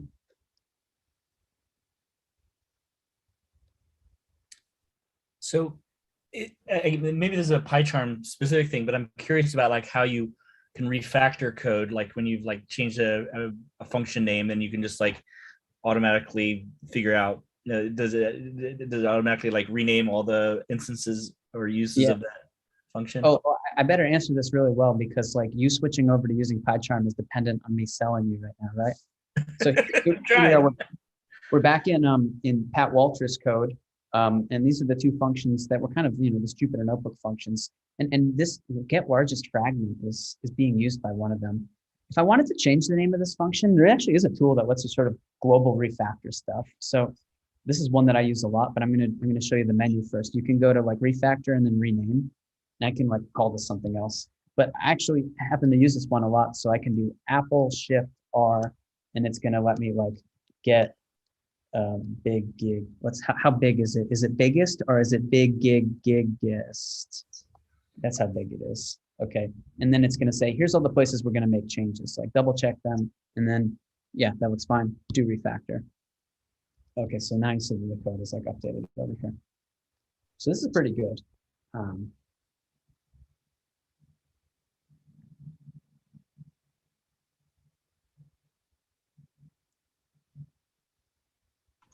That's really handy for when you have little helper functions and they call each other all over the place. And yeah, I mean, it's best once you start packaging up your code not to refactor the names too much, because if if somebody's already importing your code and then you change the name and their code breaks, they're going to be kind of upset. And like it turns out the dark side of all the stuff that I talked about. I should have got to this earlier in the talk. The dark side of when you start packaging your code and making it reusable is like people might actually reuse it. And then you go from being a scientist who maybe wrote a one-off script and then like packaged it because they listened to a really nice talk to being a software maintainer, and people are going to be asking you questions like, hey, I used this input and it broke, or it's got this error. And you're like, wait a second, I wrote that paper 3 years ago. I don't have time to provide support for it. There's no real good solution to that. It happens. Sometimes people will find the stuff that you did really interesting and they'll pick it up in their projects. So like I mentioned this PyKeen project earlier, and that was a really good example of us kind of rewriting a lot of code that people had written as research code, making it a little more software-y.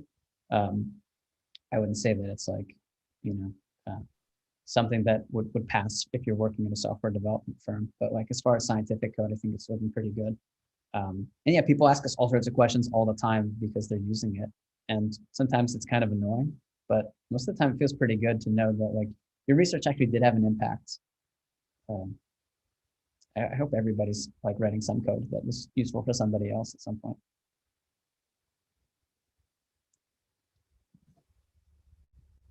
Uh-oh, here's an XKCD comic. Which one is it going to be? Thank you, Jenna. We love this one. I think we send it back and forth like once a week.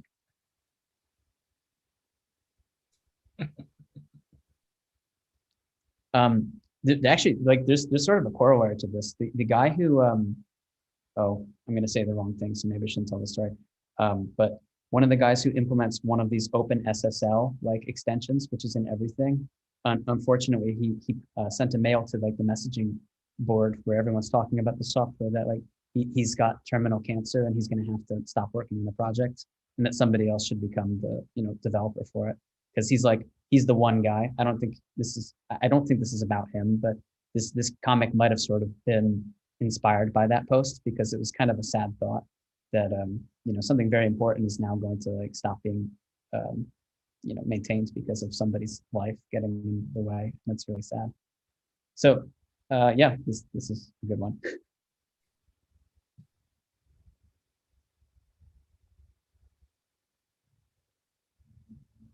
Okay. Yeah, if anybody has any more questions, like I'm happy to hang out. Like, the weather's good. I'm feeling good. But if you don't have questions you want to ask like now in the chat, like I said, you've all got my contact information. Hopefully enough, like we sent around enough links. Thank you, Jeremy, for doing that as we were going. I'm sure that was really helpful for everybody. Thank you. It kept me really engaged, made sure I was really following along. It's good. Yep. Can I ask one more question? Yeah, please. I'm not in a rush. So I was learning about Docker recently. Oh yeah. Put all these concepts together in my brain. Just thinking about what we learned today and what Docker does. I was wondering if you had any thoughts on how you connect what we went over today with running a customized application. Do you use it? I don't know, in your own projects, for example? Yeah, I do. I have all sorts of stuff to say about that.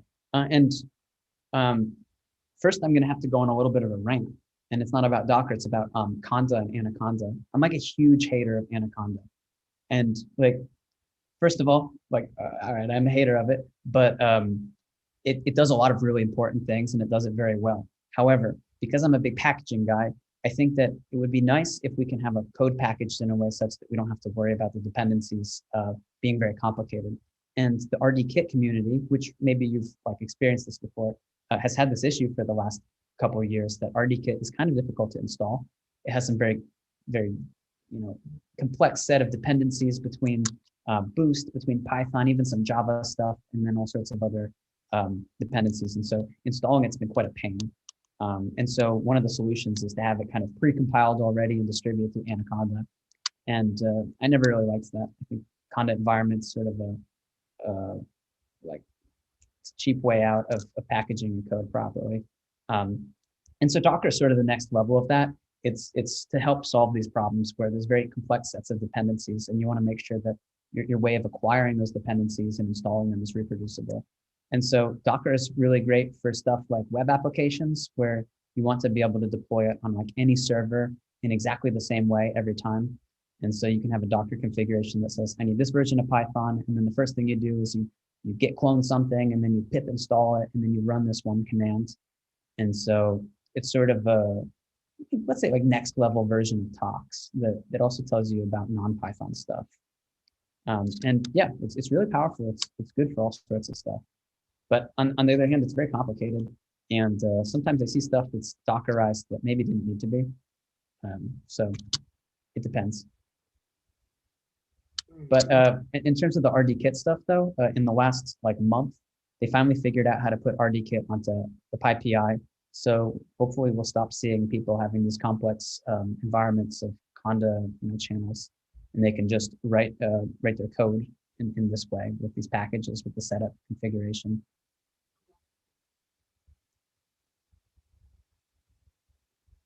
So just a follow-up question. How do you know it makes sense? You just said that you've seen some projects where people had used Docker when they didn't necessarily have to. Could you elaborate a bit more about that? Like when is it necessary? Well, when is it necessary? Yeah, that's maybe that's only a matter of personal preference. Maybe, yeah. Actually, I saw some of my colleagues using like Docker quite excessively recently, which I was kind of intrigued by it. Didn't really agree with it, but I guess it makes it easier to share code with colleagues who may at minimum be able to run a Docker file, but not be able to work in the bash and not be able to install their own stuff. So I don't know. For me, I mean, it's not the target audience for that sort of thing. So maybe I'm being a little unfair. When would you really have to use Docker? I think anytime you've got several different programming languages going on at the same time, anytime you're using like R, because R changes every 2 weeks and all the dependencies break every time. If you're like combining several different kinds of things, like if you need to spin up a Postgres database and you're also making a web application, I think they're good for the web application worlds. I think that's a really good example of when to use them. Okay, cool, thanks. If you're so actually for scientists, I could give a whole talk on this too. A lot of times we'll write these really wonderful algorithms, and then it turns out that it takes like 10 hours to run it. And you want to be able to have like a web application, so somebody who doesn't program can just like copy paste their data into the web form, and then it runs the algorithm. But the problem is that like web applications don't really like to run waiting for a request for 10 hours. So one thing you can do is have like what's called a task queue. You can kind of offload whatever the work is that needs to be done to this task queue. And I actually spent a lot of time thinking about that because I was doing something like parsing these Bell documents. It was taking quite a while and wanted to offload it. And so I ended up writing a tutorial on that. So you've got a couple links to my blog already. If you sort of if you peruse around there, you'll probably find my discussion about like how to do this sort of thing where you have a task queue and how you can turn your scientific code into a web application. This is like a totally different direction. Okay, bye Jaden.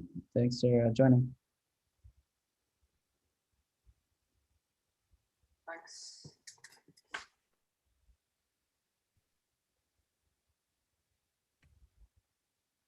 I keep writing more blog posts about all these things, like as I think about them. So over time, I've really accumulated a lot of resources to share with people. And where's your blog at? I'm going to put a link to it right now. cthoyt.com. It's just I think most of the programming ones say like how to code with me or something like that. Yeah, back in the beginning, it was like such a pain to tell people to start working on my open source projects because I had all of these, Flake8 and MyPy and all of these like really high bar for like what the code has to look like. People are like, man, we're never finishing our pull requests on your software because you keep asking us for all this stuff. It's like, yeah, this is how to code with me. And then I started a whole blog series on it. But you probably find some interesting stuff on there. Of course, this mixed in with all sorts of other machine learning stuff and some chemistry. I don't know like what your background is. Like maybe you're a life scientist or, yeah, I should probably ask like a poll. I saw there were people from Northeastern. There were some Harvard guys. There's some Merck people I saw. Kind of all over. So is it the wrapping a Flask app in a command line interface? Is that the one that you're talking about? Oh, you know what? I might have mixed those up. I think. No, hold on. You guys are already looking at my screen. I guess I can just like look it up.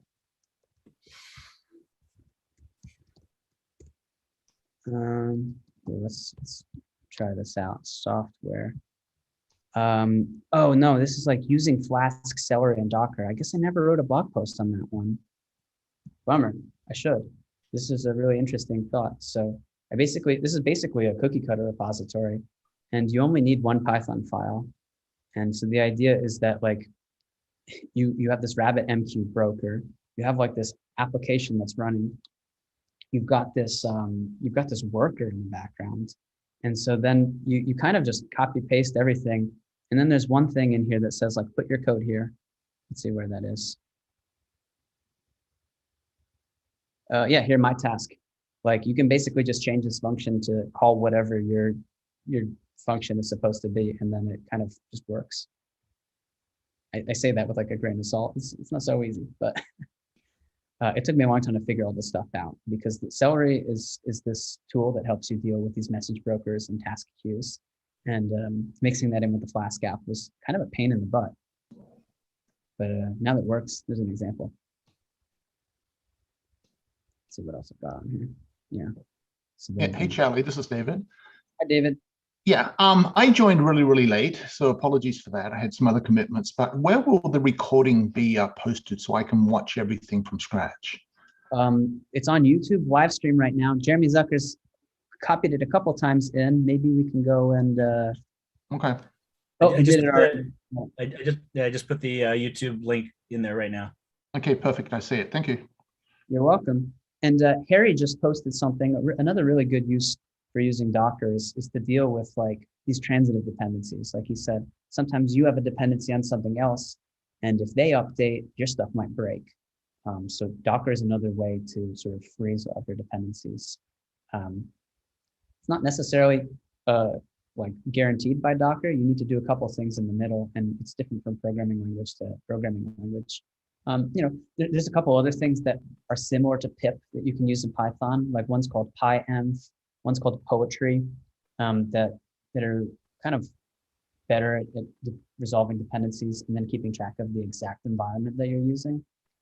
Though, you know, as somebody making a package, you want to make it as flexible as possible, rather than forcing people to have exact versions, because they may, if you have two pieces of software that have conflicting exact versions, they may not be able to be installed at the same time.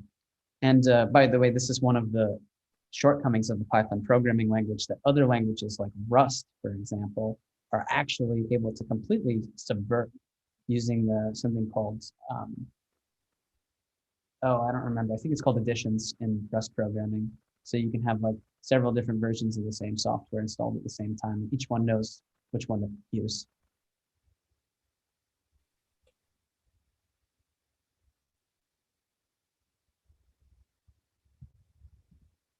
Okay, there's 10 people left on the line. All right. Well, hey, thank you very much. This is very informative. You're very welcome. Good luck with this stuff. Anybody who ends up using some of this, like message me, let me know what you did. I'd love to see it.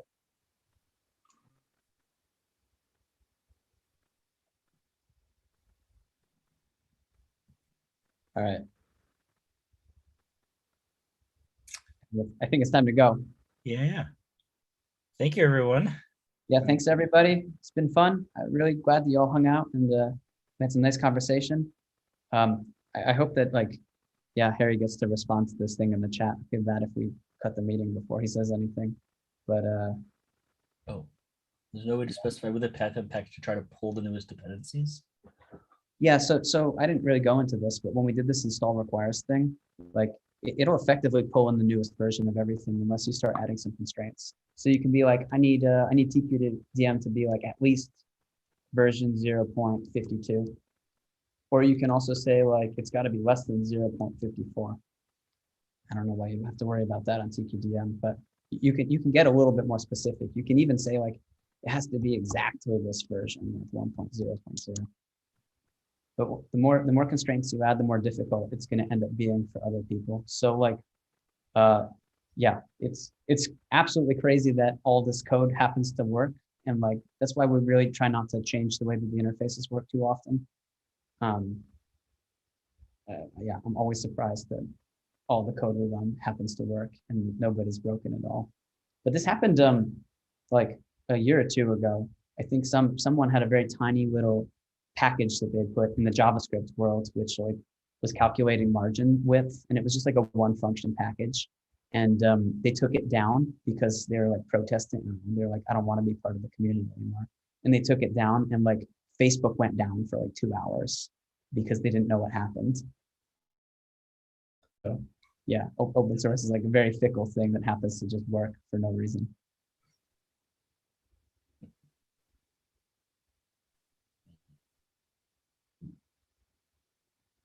Okay. All right, time to call it. Otherwise, I'll just keep talking, you know? So goodbye, everyone. It's time to stop the share. All right. Thanks again, Jeremy. Thank you, Charlie.